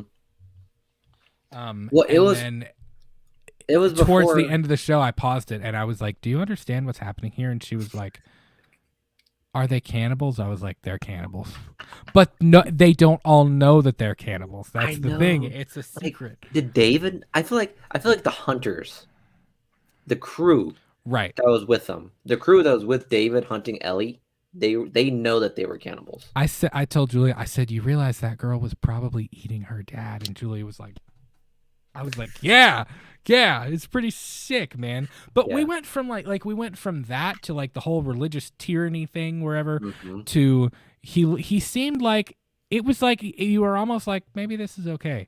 And then when he comes back, well, no, not okay, but you know what I mean. But then it was just like every time we saw David, it got worse and worse and worse and worse and worse and worse and worse to the point where he slapped the girl across the face and was like, "Just remember, you'll always have a father, and you will respect him when he is speaking." I was like, I think what was more disgusting about this was the fact that it was the fact that they delved more into David. That was what made that more disgusting. The creepiest thing with me was when he's giving his whole monologue to Ellie at the end, because I do think that there were a lot of people on Twitter I saw that were like, did he really want Ellie to be like his partner? No. Like, did he really want her to be whatever? And they actually talked about this on the Last of Us podcast. Craig Mason and Neil Druckmann were like, yes, he saw Ellie as like somebody who was like an intellectual equal. Like, he could have conversations with Ellie that he couldn't have with anybody else because nobody else could handle it. And she's a girl. She's a teenage girl, which is where we got all touchy, feely pedo on him at the end, which was I was like, when he started touching her hand and whatever and was all whatever, I was like, bro, we really had to go there. I was already uncomfortable enough, and now I'm just all kinds of uncomfortable. Like, do you realize this though? You can tell Julia this because I don't know if you know this. But do you realize when Ellie got knocked out and she woke up in the cage, you realize she was wearing different clothes?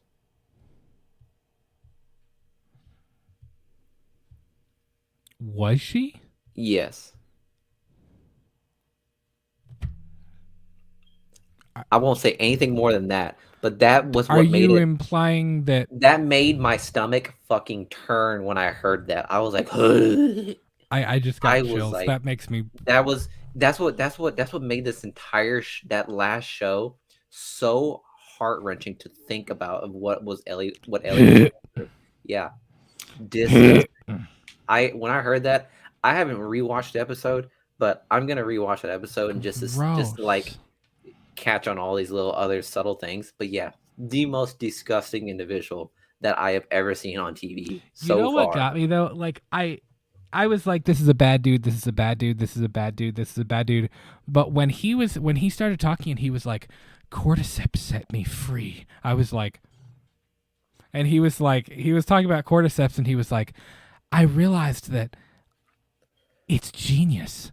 Like, it protects itself through violence if it must, and it focuses on growth and prosperity. And I was like, bro, you're talking about the thing that caused the end of the world. like that was where I was like, dude, he's nuts. We're in a different time zone here. Like, you know what I mean? He was whack. And the guy who played him did a really, really, really good job of portraying that. But I'll agree. I mean, and you're talking about a character that was only in for like very minimal screen time. yes, Imagine what Abby's gonna be like. Like, yeah. There's reports that like they're really like, but hey, also whoever though, plays Abby, delete your social media.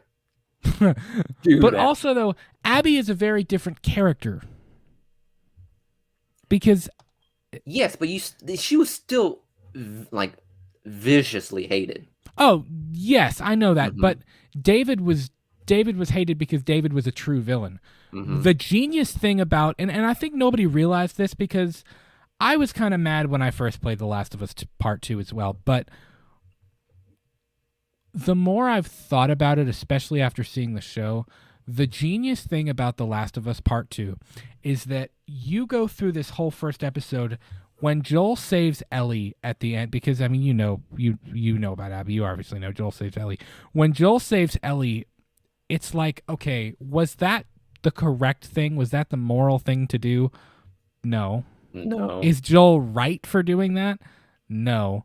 But we as the audience have the context of their relationship to be like, to go, oh, he's her dad. Like, oh, like Yeah. we get to do that. We get to live that emotion out with him. What The Last of Us Part 2 does so well is that it takes that whole concept of Joel doing the right thing and flipping it on its head. And you see the effects of what Joel did from a different perspective. So it's like, okay, Joel didn't really do the right thing. You know what I mean? Like, Joel took Abby's dad from her. Now Abby's going to take Ellie's dad from her. Like, it's just, you know. It was heart-wrenching. Yeah, I is. Agree. But it plays into this whole idea that, like, are you wrong or are you just doing what's right for you and your people? You know? And that's pretty much what if I remember correctly, that was what the whole Negan and Maggie conversation was. Yes. Which I really loved, that conversation between Maggie and Negan. Where, you talking about Negan, in the last episode? Between whenever Maggie was like, I'm having a really hard time to forgive you, and it's like Negan was like, but for what? Like, oh, I know what you're talking about. Yeah, in the woods when they were like, bro, we were at war. Like, you killed my people. He was like, you killed fathers, you killed mothers, you killed sons, and it was like, who do you think those people in the outpost were? Like, they had family, they had friends, they had girlfriends, and it killed me. It killed me when he was like, oh, shit, when Negan was like, he was like, don't think I don't know where Gracie came from. Talking about Aaron's little girl, the baby that he stole from the outpost when they did that. I was like, oh, but of course, I never thought about it that way. You don't think about it from the other perspective. We were seeing this from the, like, again, that dude, I'm glad you brought that up. That's an awesome example. Like, in The Walking Dead, we're thinking of it from Rick's perspective, from the perspective of our survivors. So it's like, yes, the saviors are the bad guys. But when you flip it around and you get that conversation of like, okay, but Negan was really just protecting his people. Like, it's not 100%. And dude, if we're being completely honest, Rick's group killed way more of the saviors than the saviors killed a Rick's group. Oh, I believe it. They really did. Yeah, I mean, like, Negan was just doing like, he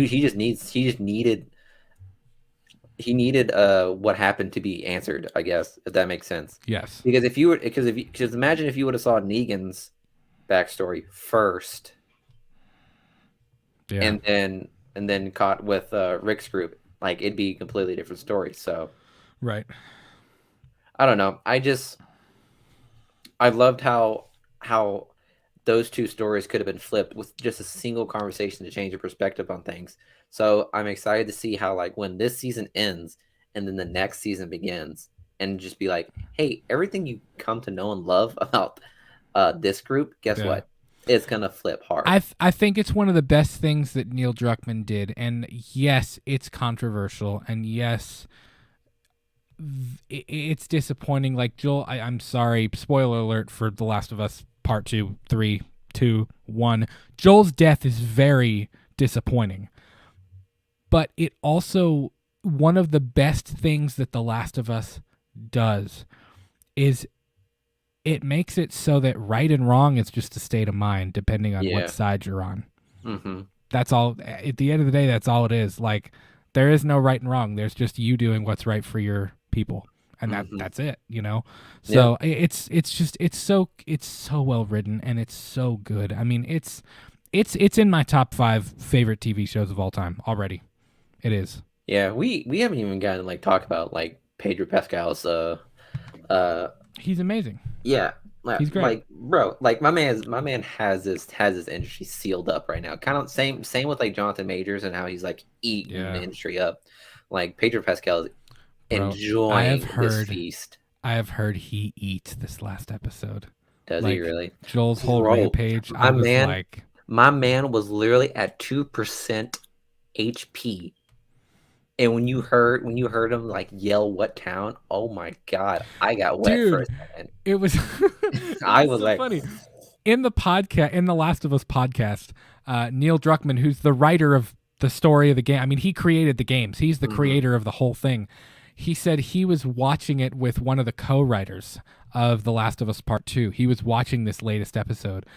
And he said she started laughing at the point where Joel is fighting the two dudes when he's injured and he's got the knife and he's fighting the two of them, like after they take Ellie back to their camp or whatever. And Neil Druckmann said this co-writer started laughing and he was like, "What are you laughing at?" And she was like, "It's so funny that Joel at 10% is so much better than both of these other guys at 100%.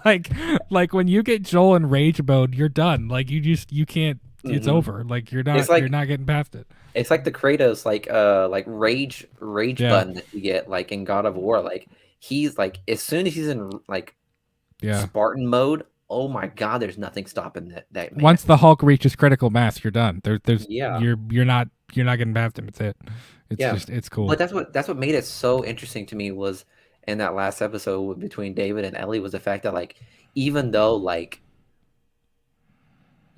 Joel was like at like rage moment, he was still injured, and like even though like he like was able to like find Ellie and everything, it was still like too late. Like Ellie had just like burned down like a fucking town and killed the leader. The cool thing though is that, you know, as an audience member, you're sitting there and like, I mean, obviously if you've played the game, you know what the outcome of that is. But the cool thing is like you're sitting there waiting for Joel to save her, like because that's what Joel does. And Ellie has to save herself, and Ellie finds that strength to kill him herself. But then you get this when Joel finally grabs her and she's, you know, get the hell off of me, and she like realize, and he's like, it's me, and he hugs her and he says the baby girl thing, whatever, and like she's sitting there crying.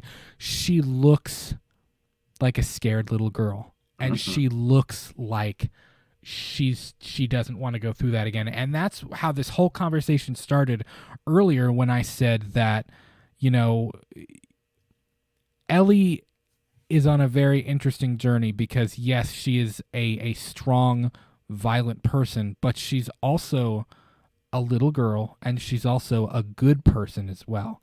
So it's like she don't give a fuck. I think no. I think she has reached a point here where she has almost been eaten.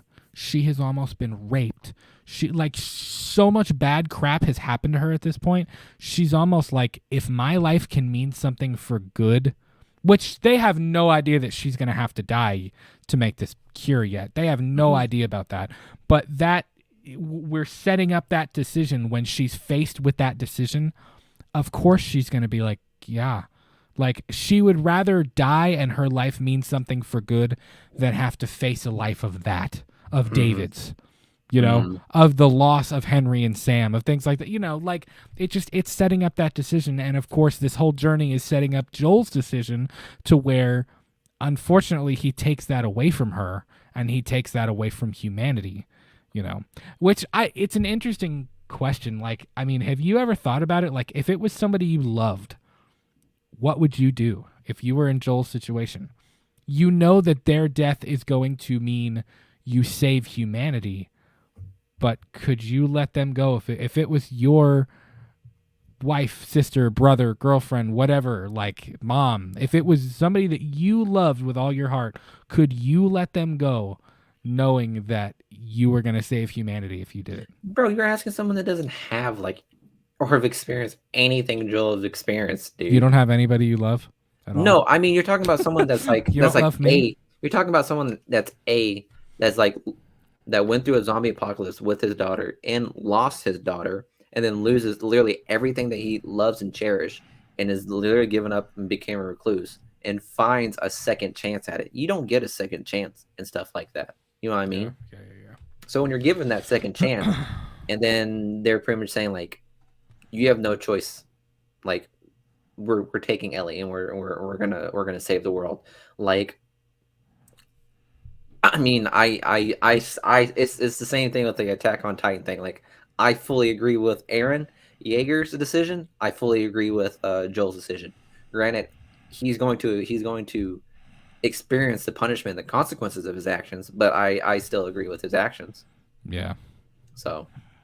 Yeah, it's so well written and it's so cool. I mean, those two characters have come such a long way, and it's, I don't know, the way that it's portrayed, the way that this world has been portrayed, like, I mean, from top to bottom, like the way that everything looks and feels, it's such a good. It may be the best video game adaptation of all time. And I don't say that lightly. Like, I'm being 100% serious. I think it's that good that it may be the best adaptation. Video game adaptations are hard. They're very really hit or miss. Like, either it's 100% or it's like, that didn't hit the mark. Look at Resident Evil, like we just talked about a little bit ago. It's hard, but they've done it well. But if you look at it though, it's HBO who, I mean, say what you will about HBO, they write good stuff. I don't know how they're losing their fucking. I don't know how they're losing their fucking streaming service after making like 3 fucking dynamites. They're I don't know. I don't understand what they're doing. They're not losing it. They're not losing it. I just don't know what it's going to become after. It's merging with the Discovery Plus thing, so it's not going to. I don't know. It's so confusing. I don't know why they can't just choose something and stick with it. Why it all has to change like 17 million times. I know. But whatever. But that goes to say, like, I'm excited for the season finale, and that's what I am too. Yeah, it's tomorrow, and it's just it's cool. I'm intrigued to see if they alter the finale from the are they going to do a straight up adaptation of the video game, or are they going to try to bridge the two of them together a little bit more? I know we're going to do some different things with Ellie's backstory in this one. We're going to get to see Ashley Johnson, who plays Ellie in the video game, as Ellie's mom and things like that, which is pretty cool.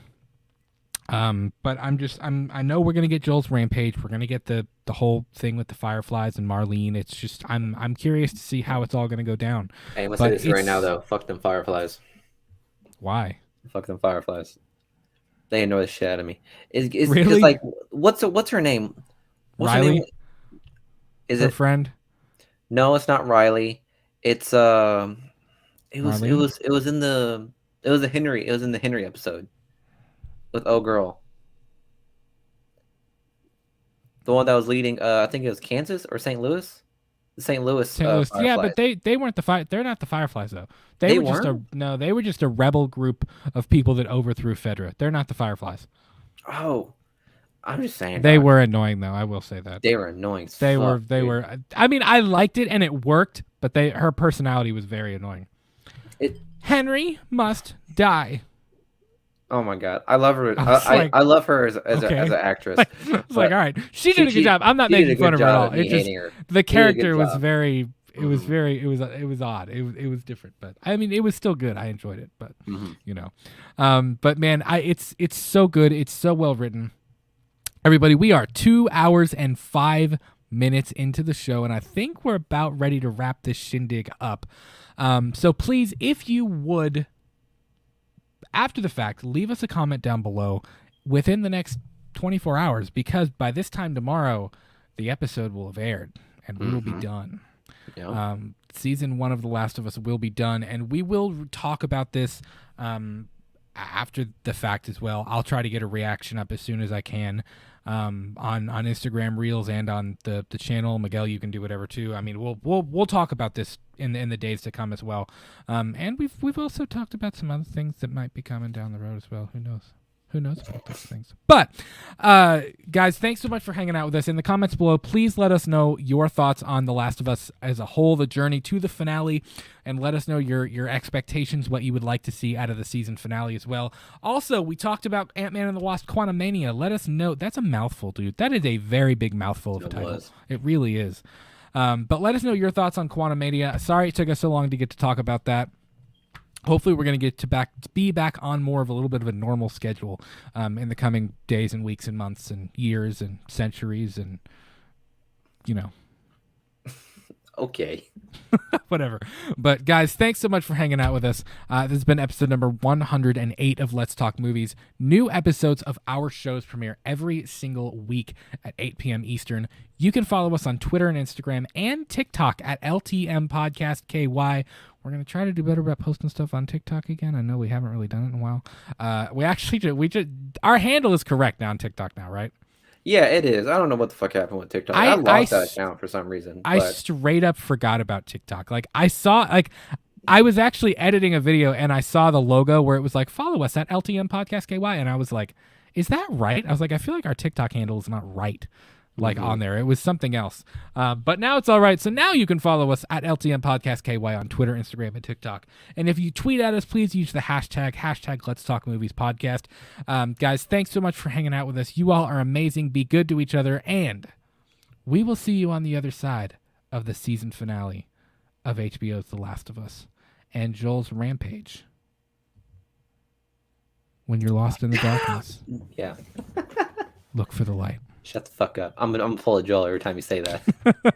What, you're going to shoot me? You're going to kill me? No. What was it like it was in the first episode where the guy was like, if you're We're kidding, Trent. Don't freak out. The guy was like, it was like whenever he was like, when you're in the darkness, and he was talking to Joel and he was like, get the fuck away from me. I was like, oh man. Guys, listen, have an awesome rest of your weekend and we'll talk to you soon. Peace. Peace.